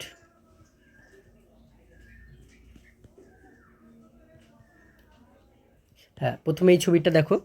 হিমোস্ট্যাসিস মানে কি? হিমো মানে ব্লাড, স্ট্যাসিস মানে ব্লাড ফ্লোটা স্টপ হয়ে যাওয়া, স্ট্যাসিস মানে স্টপ। তাহলে stop of blood flow or bleeding. ঠিক আছে, তাহলে দেখো এর হচ্ছে 3টে ফেজ হয়, এখানে 4টে দেখিয়েছে, যাই হোক 3টে ফেজ হয়। একটা হচ্ছে তোমার ভ্যাসো কনস্ট্রিকশন, ঠিক আছে, বা ব্লাড ভেসেল কনস্ট্রিকশন বা স্প্যাজম, ব্লাড ভেসেল স্প্যাজম, যেখানে ভেসেল কনস্ট্রিকশন হচ্ছে। ধরো কোনো এই যে ইনজিউরি হয়েছে, এখানটা ইনজিওর্ড হলে কী হবে? সঙ্গে সঙ্গে ব্লাড ভেসেল কনস্ট্রিক্ট করে যাবে। এই যে ব্লাড ভেসেলটা ছিল এটা দেখো এখান থেকে কনস্ট্রিক্ট হয়ে গেছে, এবং এখানে প্লেটলেট, আরবিসি, ডব্লিউবিসি সবই থাকবে। এর পরের স্টেপটা হচ্ছে প্রাইমারি হিমোস্ট্যাসিস স্টেপ, যেখানে এই প্লেটলেটগুলো অ্যাগ্রিগেট হচ্ছিল সেটা কিন্তু এখানে অ্যাধিয়ার করে প্লেটলেট প্লাগ বা প্লেটলেট ক্লট তৈরি করে দেবে। ঠিক আছে, প্লেটলেটটা ওখানে চলে যাবে, এই যে ইনজিওসাইটে চলে যাবে। এরপরে সেকেন্ডারি হিমোস্ট্যাসিস হবে, মানে হচ্ছে কোয়াগুলেশন ফ্যাক্টর, বিভিন্ন কোয়াগুলেশন ফ্যাক্টর আমরা পড়বো। কোয়াগুলেশন ফ্যাক্টরগুলোকে ফ্যাক্টর 1 থেকে ফ্যাক্টর 13 পর্যন্ত আছে, সে কোয়াগুলেশন ফ্যাক্টরগুলো এখানে অ্যাকিউমুলেট হতে থাকবে। তারপরে স্টেবল ক্লট ফর্ম, যেটা হচ্ছে ফাইব্রিন ক্লট, এটা বিভিন্ন ক্যাসকেড, এটা ব্লাড কোয়াগুলেশন হচ্ছে একটা ক্যাসকেড প্রসেস। ঠিক আছে, মানে স্টেপ বাই স্টেপ, যেমন হচ্ছে একটা সিঁড়ি ধাপে ধাপে থাকে, ওরকম ক্যাসকেড একটা প্রসেস, যেখানে তোমার লাস্টে ফাইব্রিন ক্লট এরকম কোয়াগুলেশন ফ্যাক্টরগুলো এখানে প্লেটলেটের সাথে অ্যাডহিয়ার করে একটা ফাইব্রিন ক্লট তৈরি করে দেবে, এবং এই ক্লটটাই কিন্তু আর ব্লাড ফ্লোটাকে স্টপ করে দেবে, মানে ব্লিডিংটা স্টপ হয়ে যাবে, ঠিক আছে। আচ্ছা, এখানে দেখো আর একটা জিনিস দেখিয়েছি, ব্লাড ক্লটিংয়ের ক্ষেত্রে আমাদের 3টে স্টেজ যেটা বললাম, একটা হচ্ছে প্রথমে হচ্ছে ভ্যাসো কনস্ট্রিকশন হবে, তারপর হচ্ছে প্লেটলেট প্লাগ ফর্মেশন, তারপর হচ্ছে ফাইব্রিন ফর্মেশন ফাইব্রিন তৈরি হয়ে যাওয়া মানে ব্লাড ক্লটিং হয়ে গেছে। তো এখানে দেখো যে রেড ব্লাড সেলগুলো আছে এবং এখানটা ইনজিওর্ড হয়েছে বা ড্যামেজ সেল আছে, এদিকে ক্লটিং ফ্যাক্টরগুলো প্রেজেন্ট আছে এবং প্লেটলেটও প্রেজেন্ট আছে। এখানে মেন ফান্ডা হচ্ছে ক্লটিং ফ্যাক্টর এবং প্লেটলেটের, ঠিক আছে। তাহলে ক্লটিং ফ্যাক্টর যেমন ক্যালসিয়াম হচ্ছে 4 নাম্বার ক্লটিং ফ্যাক্টর, এবং ভিটামিন কে এরা কি করবে, এরা হচ্ছে প্রোথ্রম্বিন, এখানে প্রোথ্রম্বিনও একটা ক্লটিং ফ্যাক্টর বা এটা হচ্ছে প্লাজমা প্রোটিন হয়ে থাকে। এই মানে ওজেন এগুলো থাকা মানে ইনঅ্যাক্টিভেটেড ফর্ম, তো প্রোথ্রম্বিনকে প্রোটাকে হাঁটিয়ে থ্রম্বিন পরিণত করবে কে, ক্লটিং ফ্যাক্টর বা ক্যালসিয়াম ভিটামিন কে। এই থ্রম্বিনটা অ্যাক্টিভেটেড হয়ে গেছে এবং থ্রম্বিনটা এরপরে ফাইব্রিনোজেন বলে যে ক্লটিং ফ্যাক্টরটা, মানে ক্লটিং ফ্যাক্টর এটা 1, ক্লটিং ফ্যাক্টর 1 এটা, ঠিক আছে। তো এইটাকে ওজেন আছে, এটাকে কি করবে, ওজেন থেকে ফাইব্রিন তৈরি করবে, সেটা কি করবে, থ্রম্বিন। এবার এই থ্রম্বিন এই ফাইব্রিন এখানে নেটওয়ার্ক আকারে দেখো, এই যে সুতোর মতো এখানে নেটওয়ার্ক আকারে জাল তৈরি করে নিয়েছে, এবং এরাই কিন্তু এই ব্লাড সেলগুলোকে বিভিন্ন আরবিসি হোক, প্লেটলেট হোক বা ডব্লিউবিসি, এগুলোকে কিন্তু জড়িয়ে নিয়েছে, এবং এখানে যে ক্ষত জায়গাটা বা ড্যামেজ সেলটা ছিল সেটা কিন্তু আর ড্যামেজ নেই, এটা কিন্তু প্লেটলেটগুলো সে প্লাগ তৈরি করে এটাতে আবার নতুন সেল তৈরি করে দিয়েছে। এই হচ্ছে ব্লাড ক্লটিং, আর কিছুই না। এবার ব্লাড ক্লটিংয়ের ওই যে থিওরি পার্টটা, এটা দেখো রিড আউট করে দিচ্ছি, তাহলে খুব সহজ হবে। আচ্ছা, এটার ব্লাড গ্রুপটা বলে দিচ্ছি। এখানে হিমোস্ট্যাসিস 3টে স্টেজ হয়, ভাস্কুলার স্প্যাজম বা ভ্যাসো কনস্ট্রিকশন, ঠিক আছে। হোয়েন ভেন আর্টেরিয়াল ড্যামেজড হয়, circular smooth muscle in their wall contact and stop bleeding, platelet plug formation, প্লেটলেটটা stick and to damage blood vessel and form platelet plug, আর লাস্টে blood clotting or coagulation, when blood comes out from blood vessel it becomes jelly like mass and after a few minutes this process is called coagulation of blood clotting। তাহলে হয়ে গেল clotting factor কী কী থাকে। Clotting factor যেগুলো হচ্ছে আমাদের necessary for blood coagulation সেগুলোকে clotting factor বলে। এখানে হচ্ছে রোমান হরফে এগুলোকে লেখা, এবং ক্লটিং ফ্যাক্টরসগুলোকে 13টা ক্লটিং ফ্যাক্টর থাকে, দেখো নামগুলো জিজ্ঞেস করতে পারে। সবচেয়ে 1 হচ্ছে ফাইব্রিনোজেন, 2 প্রোথ্রম্বিন, 3 হচ্ছে টিস্যু ফ্যাক্টর থ্রম্বোপ্লাস্টিন, 4 হচ্ছে ক্যালসিয়াম, 5 হচ্ছে লেভাইল ফ্যাক্টর বলা হয়, 6 অ্যাবসেন্স, 7টা সেবেল ফ্যাক্টর, 8টা হচ্ছে অ্যান্টি হিমোফিলিক ফ্যাক্টর এ, 9টা হচ্ছে Christmas factor or HF anti haemophilic factor B বলা হয়, তাই তো। আমরা পড়বো হিমোফিলিয়ার ক্ষেত্রে, তো haemophilia A anti haemophilic factor ওই জন্য 8, আর অ্যান্টি হিমোফিলিক ফ্যাক্টর বিটা হচ্ছে 9, আর স্টার্ট পাওয়ার ফ্যাক্টর হচ্ছে 10, আর প্লাজমা থ্রম্বোপ্লাস্টিন অ্যান্টিসিডেন্ট পিটিএ বলা হয় এটাকে, পিটিএ, ঠিক আছে, এটা 11, আর হেজম্যান ফ্যাক্টর 12, আর হচ্ছে ফাইব্রিন স্টেবিলাইজেশন ফ্যাক্টর 13, ঠিক আছে। তো এখানে এই স্টেজগুলো আবার দেওয়া আছে। প্রথমে দেখো প্রোথ্রম্বিন অ্যাক্টিভেটর বা প্রোথ্রম্বিনেজ, এটা হচ্ছে enzyme important in blood coagulation, এটা হচ্ছে কম্বিনেশন অফ অ্যাক্টিভেটেড ফ্যাক্টর 9, 10 আর 5 in the presence of calcium and platelet. এরা কী করছে, প্রোথ্রম্বিন তৈরি করছে। এবার থ্রম্বিনে কনভার্সন হচ্ছে কিসের মাধ্যমে, প্রোথ্রম্বিনটা থ্রম্বিনে কনভার্স হচ্ছে ক্যালসিয়াম এর মাধ্যমে, ঠিক আছে, ক্যালসিয়াম ভিটামিন কে এর মাধ্যমে, ঠিক আছে। এই যে দেখতে পাচ্ছ এখানে ক্যালসিয়াম, আর এরপরে থ্রম্বিনটা কী করছে, ফাইব্রিনোজেন যেটা সলিউবল প্রোটিন, এটাকে ফাইব্রিনে রূপান্তরিত করছে, এবং ক্যালসিয়াম প্রত্যেকটা স্টেজেই কিন্তু দরকার, এবং এটাই insoluble protein so form network of thread, এটাই কিন্তু নেটওয়ার্ক অফ থ্রেড তৈরি করছে। ভিটামিন কে ক্লটিংয়ের কী ফ্যাক্টর, এটা হচ্ছে অ্যান্টি হিমারেজিক ফ্যাক্টর, যেটা ক্লটিং এর জন্য দরকার। Vitamin K synthesis of 4 clotting factor, very very important. কোন কোন 4টে, 2, 7, 9, 10, দেখো 2 মনে রাখবে, 2-এর সাথে পরেরটা 7 মনে রাখবে, ঠিক আছে। তো 7-7-এর পরে কী হয়, 7-এর পরে 2 আর 7 যোগ করলে 9 হয়, 9, আর 9-এর পরে আবার 10, তাহলে এই 4টে কিন্তু ভিটামিন কে দরকার। Vitamin K is normally produce by common cell bacteria in large intestine, okay. আর vitamin K deficiency cause increase clotting time and partial time, ঠিক আছে। আচ্ছা, এবার দেখো থ্রম্বোসিস মানে কি, formation of or presence of blood clot within the vascular system, এটাকে আমরা থ্রম্বোসিস বলি, থ্রম্বাস মিন ক্লট থাকে। আর এম্বোলিজম কি, এ মাস অফ আনডিজলভ ম্যাটার, ঠিক আছে, যেমন এয়ার বা টিউমার সেলস বা ব্যাকটেরিয়া বা ফ্যাট গ্লোবিউলস বা clot present into blood vessel. তাহলে যদি ব্লাড ক্লট প্রেজেন্স থাকে বা ফর্মেশন হয় কোনো ভাস্কুলার সিস্টেমে, সেটাকে আমরা থ্রম্বোসিস বলবো। আর এম্বোলিজম মানে হচ্ছে কোনো মানে ব্লাড ক্লট শুধু নয়, ব্লাড ক্লট বাদে কোনো আনডিজলভ ম্যাটার, মানে এয়ার হতে পারে, টিউমার সেল বা ব্যাকটেরিয়া বা ফ্যাট গ্লোবিউল বা ক্লট হতে পারে, সেটা যদি ব্লাড ভেসেলে প্রেজেন্ট থাকে। ওকে, আচ্ছা, অ্যান্টিকোয়াগুলেন্ট কি দেখো, অ্যান্টিকোয়াগুলেন্ট, অ্যান্টি মানে কি, অ্যান্টি মানে বিরুদ্ধে, আর কোয়াগুলেন্ট মানে কোয়াগুলেশন। তাহলে those substance which prevent or suppress blood clotting, blood clotting, এই যে ব্লাড ক্লটিং হয়ে যাচ্ছে, তাই তো ব্লাড ক্লটিং হচ্ছে, তো সেইটাকে প্রিভেন্ট করার জন্য যেগুলো ইউজ করা হয় সেটাকে বলা হচ্ছে অ্যান্টিকোয়াগুলেন্ট, যেমন হচ্ছে হেপারিন বা ওয়ারফারিন। হেপারিন, ওয়ারফারিন এগুলো অ্যান্টিকোয়াগুলেন্ট, মানে ব্লাডকে ক্লট হতে দেবে না, তাই তো। মানে এটা কিসের জন্য ইম্পর্টেন্ট, যা সিবিএ বা এমআই এগুলোর জন্য, কারণ সিবিএ এমআই কোনো ব্লাড ভেসেলসে ব্লাড ক্লট হয়ে থাকলে সেই ক্ষেত্রে কিন্তু এগুলো ইউজ করা হয়, এবং এগুলো ব্লাড ক্লট হয়ে থাকলে সেই ক্লটগুলোকে ভেঙে দেয়, ক্লট হতে দেবে না। আচ্ছা, heparin prevents coagulation by inhibiting conversion of prothrombin to thrombin. এই যে আমরা বললাম প্রোথ্রম্বিন থেকে থ্রম্বিন তৈরি হতে কে সাহায্য করে, প্রোথ্রম্বিন থেকে থ্রম্বিন, প্রোথ্রম্বিন অ্যাক্টিভেটর বা প্রোথ্রম্বিনেজ বা ক্যালসিয়াম, তো এদেরকে কিন্তু বাইন্ড হতে দেয় না, মানে এদেরকে প্রোথ্রম্বিন থেকে থ্রম্বিনে পরিণত হতে দেয় না, সেটা হেপারিন হেল্প করে। তো by preventing liberation of thromboplastin from platelets. Heparin is also use into haemodialysis and open heart surgery. Open heart surgery এবং হিমোডায়ালাইসিস যদি করতে হয় তাহলে হেপারিন দিয়ে ব্লাডটা ক্লট যাতে না হয় সেদিকে খেয়াল রাখা হয়, ঠিক আছে।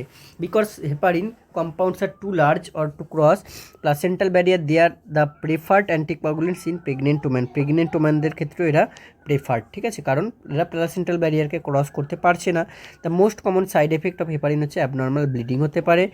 The antagonist for an overdose of heparin হচ্ছে protamine sulphate, very very important, protamine sulphate antagonist. আর ওয়ারফারিন কি, ওয়ারফারিন হচ্ছে often used an antagonist of vitamin K, vitamin K এর অ্যান্টাগনিস্ট হচ্ছে warfarin. Use of antiplatelet drugs line aspirin is contraindicated during warfarin আর heparin therapy. তাহলে antiplatelet drug যেগুলো আছে যেমন অ্যাসপিরিন, এগুলো ব্লাড থিনার হিসেবে ইউজ করা হয়, এবার এরা ওয়ারফারিন আর হেপারিন থেরাপি এর ক্ষেত্রে দেওয়া যাবে না। EDTA, ethylene diamine tetra acetic acid, oxalate and CPD, citrate phosphate dextrose, এটা হচ্ছে combine with calcium and decrease calcium level in blood, so blood coagulation does not occur. এটাই কিন্তু ক্যালসিয়ামকে কমিয়ে দেয় এবং ব্লাড কোয়াগুলেশন হয় না। আর থ্রম্বোলাইটিক এজেন্ট কি, এগুলো অ্যান্টিকোয়াগুলেট হলো বা অ্যান্টিকোয়াগুলেন্ট এজেন্ট হলো থ্রম্বোলাইটিক, থ্রম্বাসকে ভেঙে দেবে। Substance that dissolve already form blood clot, already blood clot হয়ে আছে, ঠিক আছে, অলরেডি ব্লাড ক্লট হয়ে আছে, তো সেইটাকে হচ্ছে কী করছে, সাবস্টেন্স দ্যাট ডিজলভ, সেটাকে ডিজলভ করে দিচ্ছে। স্ট্রেপ্টোকাইনেজ, ইউরোকাইনেজ, তারপর হচ্ছে টিস্যু প্লাজমিনোজেন অ্যাক্টিভেটর, এগুলো হচ্ছে এই ধরনের substance. This substance most commonly use in MI স্ট্রোকের ক্ষেত্রে কিন্তু এগুলো ইউজ করা হয়, থ্রম্বোলাইটিক এজেন্ট। আর অ্যান্টিপ্লেটলেট এজেন্ট হচ্ছে substance that prevent platelets plaque formation. এই যে আমরা একটু আগে ছবিতে দেখলাম 2 নম্বর স্টেপে প্লেটলেট প্লাক ফর্মেশন হচ্ছিল, সেই প্লেটলেট প্লাক ফর্মেশন হতে দেবে না। অ্যান্ড ভ্যাসোকনস্ট্রিকশন হতে দেবে না, যেমন হচ্ছে অ্যাসপিরিন, ক্লোপিডাগ্রেল, এরাই হচ্ছে অ্যান্টিপ্লেটলেট এজেন্ট, ঠিক আছে। এগুলো কী করে, it decrease the chance of transient ischaemic attack, stroke, MI, এরাও কিন্তু এগুলোর চান্সকে কমায়। এবার ক্লটিংয়ের কিছু টেস্ট থাকে, যেমন সিটি ক্লটিং টাইম, এটা কি নর্মাল ডিউরেশন হচ্ছে 3 to 8 মিনিটস, এই নর্মাল ডিউরেশনগুলো দরকার, ঠিক আছে। ব্লাড ক্লট হতে কতক্ষণ টাইম লাগছে, সেটা হচ্ছে 3 to 8 মিনিট। ব্লিডিং টাইম কি, it is the time interval from oozing of blood to arrest of bleeding from small, মানে যখন থেকে বেরোতে যতক্ষণ এটা হচ্ছে অ্যারেস্ট হয়ে যাচ্ছে, ঠিক আছে। তো এটা normal bleeding time by Duke method হচ্ছে 1 to 3 মিনিট, আর বাই ইবি মেথড হচ্ছে 1 to 9 minute.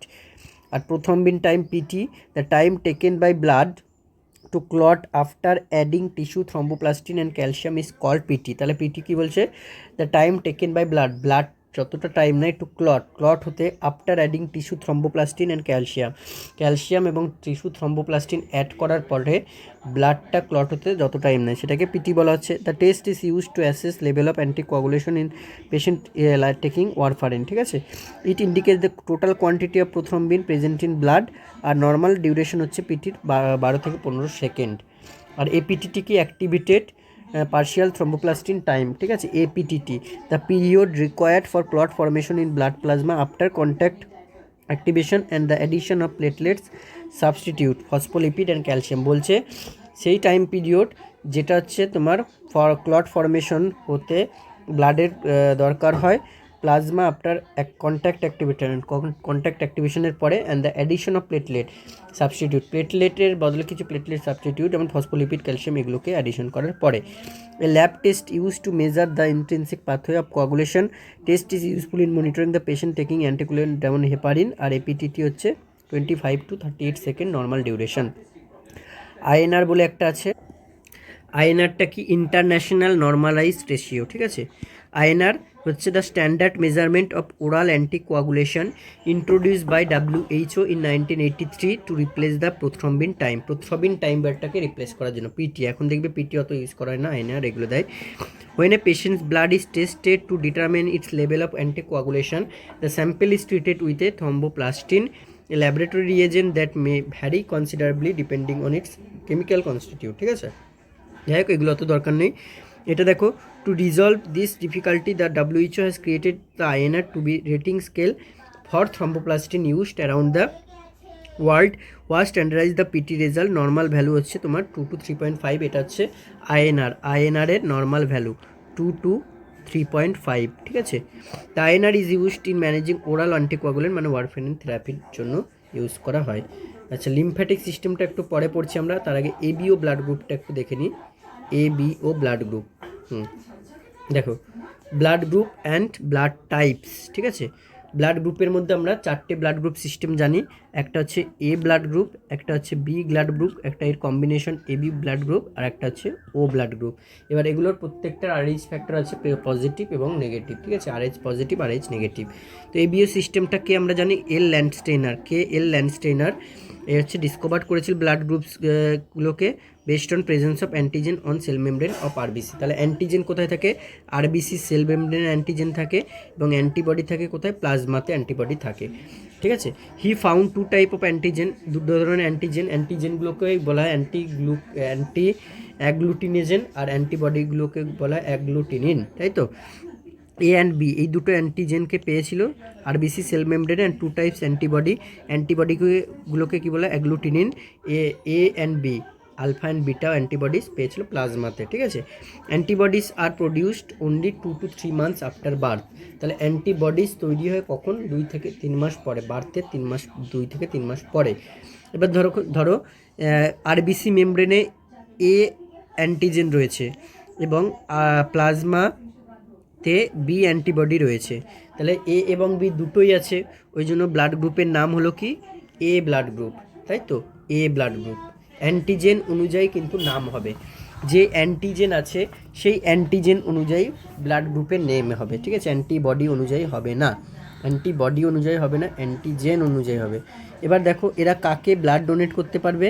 A blood group যেখানে যেখানে এ আছে তাহলে এ বিকে দিতে পারবে এবং এ কে দিতে পারবে, এবং কোথা থেকে ব্লাড নিতে পারবে? যেহেতু ও সবাইকে ব্লাড দিতে পারে তাই জন্য ও এর কাছ থেকে নিতে পারবে এবং তার নিজের গ্রুপের কাছ থেকে নিতে পারবে। আর পার্সেন্ট ইনটু এশিয়ান পপুলেশন কত? 25% হচ্ছে এশিয়ান পপুলেশনে এ ব্লাড গ্রুপ হয়, ঠিক আছে। সবচেয়ে বেশি ও ব্লাড গ্রুপ হয়ে থাকে আর সবচেয়ে কম এবি ব্লাড গ্রুপ হয়ে থাকে, এবং তার থেকেও রেয়ারেস্ট হচ্ছে এবি নেগেটিভ। এবি নেগেটিভটা হচ্ছে রেয়ারেস্ট, ঠিক আছে, সবচেয়ে রেয়ারেস্ট।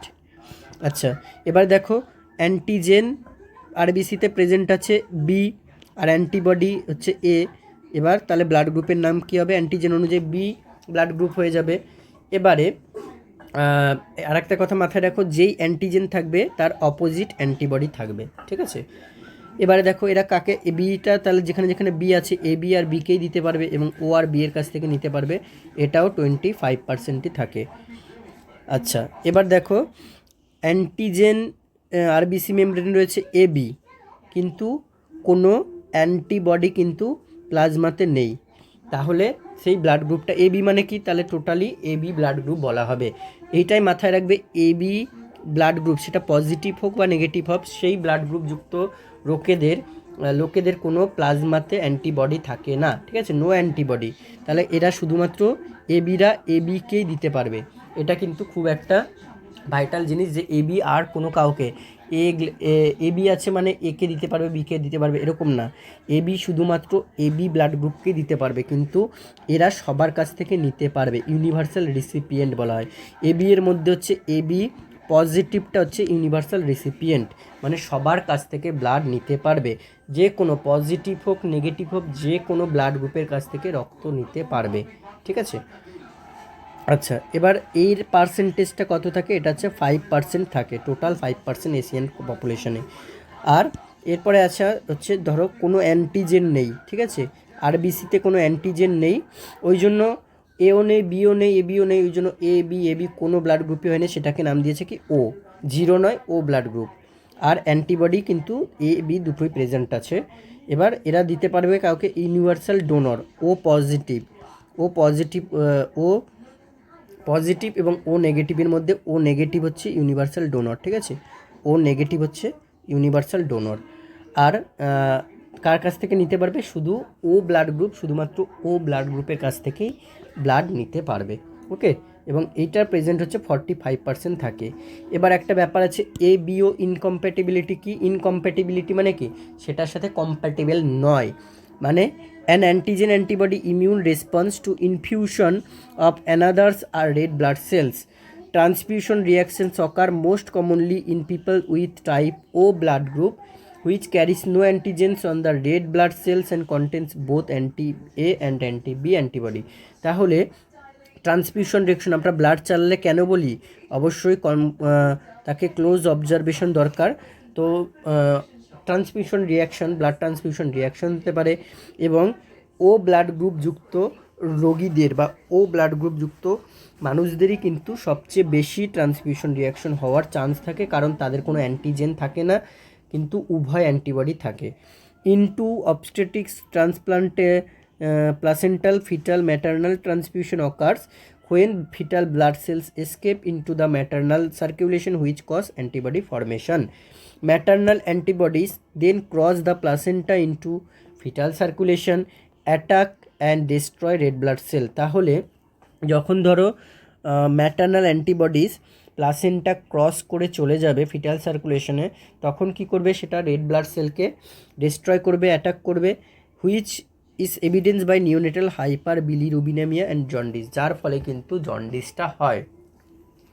হাইপার বিলিরুবিনেমিয়া হবে মানে বিলিরুবিন লেভেল বেড়ে যাবে এবং জন্ডিস ঘটাবে। এবার হচ্ছে আরএইচ ফ্যাক্টর বা আরএইচ সিস্টেমের কি প্রবলেম আছে দেখো, Rh antigen, an antigen often call D, এটাকে ডি অ্যান্টিজেনও বলা হয়, ডি অ্যান্টিজেনও বলা হয়, ঠিক আছে। Was first found on cell membrane of RBC, এরাও অ্যান্টিজেন, এরাও আরবিসি মেমব্রেনে পাওয়া গেছে, রেসাস মাঙ্কি, কার রেসাস মাঙ্কি 1940-তে, ঠিক আছে, এটাও কার্ল ল্যান্ডস্টেনারি অ্যান্ড আলেকজান্ডার উইনার, এবং ওই জন্যই আরএইচ ফ্যাক্টর, আর এইচ ফ্যাক্টর বলা হচ্ছে। So it was name Rh কেন, রেসাস মাঙ্কিতে পাওয়া গেছে বলে। এবার দেখো persons about 85% having Rh antigen or D antigen are call Rh positive. তাহলে ব্যাপারটা হলো এরকম, আরএইচ পজিটিভ 85% পার্সনের ক্ষেত্রেই থাকে, কিন্তু আরএইচ নেগেটিভ হচ্ছে আমাদের 15%-এর ক্ষেত্রে, মানে তাদের ক্ষেত্রে ওই আরবিসি মেমব্রেনে ওই ডি অ্যান্টিজেন বা আরএইচ অ্যান্টিজেন থাকে না, ওই জন্য আরএইচ নেগেটিভ, ঠিক আছে। আচ্ছা এবার দেখো persons about 15% having no Rh antigen, so called Rh negative, there is no natural antibody for this antigen, এখানে কোনো অ্যান্টিবডি নেই, ন্যাচারাল অ্যান্টিবডি থাকে না। People with O negative blood group are called universal donor, দেখো তাহলে ও negative যেটা আমি বললাম একটু আগেই, ও নেগেটিভ ব্লাড গ্রুপকে কিন্তু ইউনিভার্সাল ডোনর বলা হয়, সব ব্লাড গ্রুপ সব মানুষকেই ব্লাড দিতে পারবে। And people with AB positive blood group called universal recipient, AB পজিটিভকে কিন্তু ইউনিভার্সাল রিসিপিয়েন্ট বলা হবে, ঠিক আছে। If an individual with Rh negative blood receives a transfusion of Rh positive anti antibody form, তাহলে কেউ ধরো একজন নেগেটিভ ব্লাডযুক্ত কোনো পার্সন কাকে দিচ্ছে, পজিটিভ ব্লাডযুক্ত কোনো পার্সনকে ব্লাড দিচ্ছে, ঠিক আছে, তাহলে তার ক্ষেত্রে কি তৈরি হবে, অ্যান্টি আরএইচ অ্যান্টিবডি তৈরি হবে। যেহেতু বললাম এই আরএইচ পজিটিভ নেগেটিভ বা আরএইচ অ্যান্টিজেনের ক্ষেত্রে কোনো অ্যান্টিবডি থাকে না, তো কোনো নেগেটিভ ব্যক্তি যদি কোনো পজিটিভ ব্যক্তিকে দেয় তাহলে অ্যান্টি আরএইচ অ্যান্টিবডি তৈরি হবে। Subsequent transfusion of Rh positive blood May result in serious transfusion reaction, agglutination and haemolysis of red blood cell. এর জন্য haemolysis of red blood cell হবে, ঠিক আছে, যদি subsequent transfusion of Rh positive blood, মানে ওই যে আরএইচ পজিটিভ ব্লাড যুক্ত মানুষটা যদি কাউকে সাবসিকুয়েন্ট ট্রান্সফিউশন করে তাহলে haemolysis of red blood cell হবে। এবার ক্রস ম্যাচিংটাকে আমরা বলি সবসময় ক্রস ম্যাচিং করে দেওয়া। মেজর ক্রস ম্যাচিং হচ্ছে the process of mixing A sample of the donors red blood cells with recipient serum. যে ব্লাডটা রিসিভ করবে, যে ব্লাডটা নেবে এবং যার কাছ থেকে নেবে সেগুলোকে অবশ্যই একটা মিক্সিং এ স্যাম্পেল, সেই ডোনার্সের রেড ব্লাড সেলসের সাথে রিসিপিয়েন্টের সিরামটাকে মিক্সিং করার প্রসেস। আর মাইনর ক্রস ম্যাচিং হচ্ছে process of mixing sample of recipient blood with donor serum. ডোনারের সিরাম এর সাথে রিসিপিয়েন্টের ব্লাড ম্যাচিং, সেটা হচ্ছে minor cross matching. It is done before transfusion to determine compatibility of blood, ঠিক আছে, ব্লাডটা কম্প্যাটেবল কিনা এটা ব্লাড ট্রান্সফিউশনের আগে দেখে নেওয়া হয়। এবার দেখো haemolytic disease of newborn HDN আর আরএইচ ইনকম্প্যাটেবিলিটি। একটু আগে পড়লাম আমরা এবিও ইনকম্প্যাটেবিলিটি, এবার হচ্ছে আরএইচ ইনকম্প্যাটেবিলিটিটা কি ভালো করে বুঝবে এইটা। When a Rh negative mother, তাহলে কি বললাম, একজন আরএইচ নেগেটিভ মাদার, ঠিক আছে, ক্যারিস এ আরএইচ পজিটিভ ফিটাস, এর মধ্যে ধরো এর মধ্যে কি আছে, আরএইচ পজিটিভ ফিটাস রয়েছে, তাই তো, আরএইচ পজিটিভ ফিটাস রয়েছে, মানে প্রেগনেন্ট কন্ডিশনে আছে, আরএইচ পজিটিভ ফিটাস রয়েছে। At the time of delivery, এনার যখন ডেলিভারি হবে সেটা যেই মোডেই হোক না কেন, some Rh antigen from fetal blood enters into mother's blood, ঠিক আছে। তো এই ডেলিভারির সময় যে আরএইচ পজিটিভ ফিটাল যদি থাকে তাহলে তার ব্লাডটা, তার আরএইচ অ্যান্টিজেনটা কী করবে, তার আরএইচ অ্যান্টিজেনটা যেহেতু পজিটিভ, তাহলে আরএইচ অ্যান্টিজেন আছে, নেগেটিভ হলে আরএইচ অ্যান্টিজেন থাকতো না, তো তার আরএইচ অ্যান্টিজেনটা ভিটাল ব্লাড থেকে কোথায় এন্টার করবে, মাদার ব্লাডে এন্টার করবে, ঠিক আছে। উইথিন এ মান্থ অফ ডেলিভারির কিছু মাসের পরেই the mother develops Rh antibody in her blood. যেহেতু বললাম, আমরা একটু আগেই পড়লাম, আরএইচ ফ্যাক্টরের জন্য কোনো অ্যান্টিবডি থাকে না, তাই তো, there is no natural antibody for its antigen, Rh অ্যান্টিজেনের জন্য কোনো ন্যাচারাল অ্যান্টিবডি থাকে না, সেটা তৈরি হয়। তো সেই ক্ষেত্রেই কী হবে, কিছু মাস পরেই যখন এই আরএইচ অ্যান্টিজেন ডেলিভারির সময় ফিটাস থেকে মাদারের বডিতে গেছিলো, কিছু মাস পরেই সেই মাদার কী করবে, Rh antibody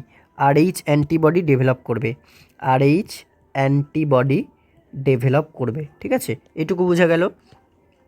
when the mother conceives for the second time, এটা গেল ফার্স্ট টাইমের কেস, ঠিক আছে, এটা গেল ফার্স্ট টাইমের কেস, ফার্স্ট বেবি হয়ে গেছে এবং তার বডিতে আরএইচ অ্যান্টিবডি তৈরি হয়ে রয়ে গেছে, ঠিক আছে, এটা গেল ফার্স্ট টাইমের কেস। এবার সেকেন্ড টাইম বা সেকেন্ড প্রেগনেন্সির ক্ষেত্রে দেখো কি হচ্ছে, এখানেই প্রবলেমটা হবে, ঠিক আছে। সেকেন্ড টাইমে if the fetus is again Rh positive, যদি এই Rh positive fetus blood group দেখা গেলো AB positive, B positive, O positive কিছু একটা হয়েছে, এবং এই মাদারটা সে আরএইচ নেগেটিভই রয়েছে, এবং সে তার ভিতরে দেখা গেল আবার সে আরএইচ পজিটিভ বেবি বা ফিটাসই রয়েছে, ঠিক আছে। The Rh antibodies from mother's blood, এবার এই যে আরএইচ অ্যান্টিবডিটা তৈরি হয়েছিল, সেই আরএইচ অ্যান্টিবডিটা, এখানে ধরো আরএইচ অ্যান্টিবডি তৈরি হয়ে আছে মাদার্সের দেহে আগে থেকেই, ঠিক আছে। তাহলে এই আরএইচ অ্যান্টিবডিটা কী করবে, এরপরে যখন ডেলিভারি হবে তখন আরএইচ পজিটিভ এই দ্বিতীয় বাচ্চাটার দেহে ব্লাডে প্রবেশ করবে। তাহলে the Rh antibodies from mother's blood enters the fetal blood through প্লাসেন্টার মাধ্যমে আরএইচ অ্যান্টিবডিটা এখানে আসলো, ঠিক আছে। So Rh antibody attaches to Rh antigen, তাহলে এই যে আরএইচ অ্যান্টিজেন এখানে বাচ্চার দেহে যে আরএইচ অ্যান্টিজেন আছে সেটা কি করবে, সেটা মাদারের আরএইচ অ্যান্টিবডির সাথে কি করবে, অ্যাটাচ হবে, বাইন্ড হবে, এবং তার ফলে কি হবে, haemolysis takes place which result in death of fetus. তাহলে এর জন্য কি হবে, আমাদের হিমোলাইসিস রেজাল্ট হবে। হিমো মানে কি ব্লাড, লাইসিস মানে ব্রেকডাউন, ব্লাড সেল বা ব্লাড লিকেজ বা ব্লিডিং, এক কথায় ব্লিডিং হবে, তার ফলে কি হচ্ছে, বেবির ডেথ হবে, ঠিক আছে, ডেথ অফ ফিটাস। এটাকে কি বলা হয়, এরিথ্রোব্লাস্টোসিস ফিটালিস। এই ঘটনাটাকে কি বলা হয়, এরিথ্রোব্লাস্টোসিস এরিথ্রোব্লাস্টোসিস মানে কি? এরিথ্রোব্লাস্ট মানে ধরে রাখতে পারো এরিথ্রোসাইট মানে আর বেশি, ব্লাস্টোসিস ব্লাস্ট হয়ে যাচ্ছে বা লাইসিস হচ্ছে, অ্যান্ড কার হচ্ছে এটা ফিটালিস, তো ওই জন্য ফিটাসের ফিটালিস, ঠিক আছে, এটাকে বলা হচ্ছে এরিথ্রোব্লাস্টোসিস ফিটালিস। তো if mother is RH negative and fetus is RH positive, anti D injection মানে হচ্ছে RHOGAM should be administer to the mother at 28 week and 34 weeks of pregnancy. তাহলে ভালো করে এই লাইনটা বুঝে নাও আগে। এই কন্ডিশনটা আশা করি বুঝে গেছো যে ফার্স্ট টাইম প্রেগনেন্সিতে RH অ্যান্টিজেন তৈরি হয়ে অ্যান্টিবডি তৈরি হয়ে থাকলো, সেকেন্ড টাইম আবার যদি RH পজিটিভ বেবি থাকে এবং RH পজিটিভ বেবি, এবার RH পজিটিভ বেবি আছে কি নেই সেটা তো পরের ব্যাপার, জানতে পারবো আমরা, কিন্তু মাদার অবশ্যই RH নেগেটিভ হলে তবেই কিন্তু অ্যান্টি-ডি ইমিউনোগ্লোবুলিন দেওয়া হয়, ঠিক আছে। RH পজিটিভ হলে এরকম কোনো রিস্ক নেই, কিন্তু RH নেগেটিভ হলে আমরা সেকেন্ড বেবিটাকে বুঝতে পারছি না RH পজিটিভ আছে না নেগেটিভ আছে, কিন্তু আমরা কি করব, RH নেগেটিভ মাদার থাকলেই কিন্তু অ্যান্টি-ডি ইনজেকশন, এটাকে অ্যান্টি-ডি ইমিউনোগ্লোবুলিন বলা হয়, অ্যান্টি-ডি ইনজেকশন অ্যাডমিনিস্টার করতে হবে। কখন কখন ভেরি ভেরি ইম্পর্টেন্ট, একটা 28 উইক্সে জেস্টেশন, একটা 34 উইক্স জেস্টেশনে। If blood group of fetus diagnosed after delivery, যে বলা হলো ব্লাড গ্রুপটা আফটার ডেলিভারি ডায়াগনোস করলো, anti-D injection should be administer within 72 hours of delivery. তাহলে ধরো আমরা কি করলাম, বাচ্চা এরকম বাচ্চার ব্লাড গ্রুপটা আগে থেকে জানতে পারলাম না, মাদারকে হয়তো 28 উইক বা 34 উইকে দেওয়া হয়নি, তাহলে সঙ্গে সঙ্গে বাচ্চা হওয়ার পরেই কিন্তু ব্লাড গ্রুপটাকে ডিনোট করতে মানে ডায়াগনোস করতে হবে, এবং উইথিন 72 আওয়ার্স মানে 3 দিনের মধ্যে, উইথিন 3 দিনের মধ্যে কী করতে হবে, anti-D injection should be administer within 72 hours of delivery. তাহলে ফিটাসকে কিন্তু উইথিন 72 আওয়ার্স অফ ডেলিভারির মধ্যে অ্যান্টি-ডি ইনজেকশন দিতে হবে। কমপ্লিকেশন কি, এটার কমপ্লিকেশন কি হয়, সিভিয়ার অ্যানিমিয়া হয়, হাইড্রপস ফিটালিস হয়, কার্নিকটেরাস হতে পারে। কার্নিকটেরাস মানে হচ্ছে ব্রেনে তোমার হচ্ছে বিলিরুবিন জমা হয়ে যেতে পারে, because blood brain barrier is not well developed হয়, ঠিক আছে। তো আশা করি এই পার্টটা খুব ভালো করে বুঝতে পারলে, না বুঝতে পারলেও কমেন্ট করবে, আমি আরও একবার বলে দেবো, ঠিক আছে। তো 1 ঘন্টা 16 মিনিট মতো হয়ে গেল প্রায়, আমরা blood group and blood clotting, test of clotting সবই পড়ে নিলাম। এরপরে আছে লিম্ফ্যাটিক সিস্টেম, অ্যানিমিয়ার অনেকটা চ্যাপ্টার মানে অনেকটা পার্ট আছে, ভাস্ট পার্ট আছে। অ্যানিমিয়া এখন শুরু করলে ভিডিওটা অনেক বড় হয়ে যাবে, আর এতটা ইউটিউবে হয়তো তোমাদের ইচ্ছা করবে না, আর তাও জানাবে যে তোমরা মানে ম্যাক্সিমাম কত ডিউরেশনের ভিডিও চাও, ঠিক আছে, ম্যাক্সিমাম কত ডিউরেশনের ভিডিও হলে ভালো হবে সেটা একবার জানিয়ে দেবে।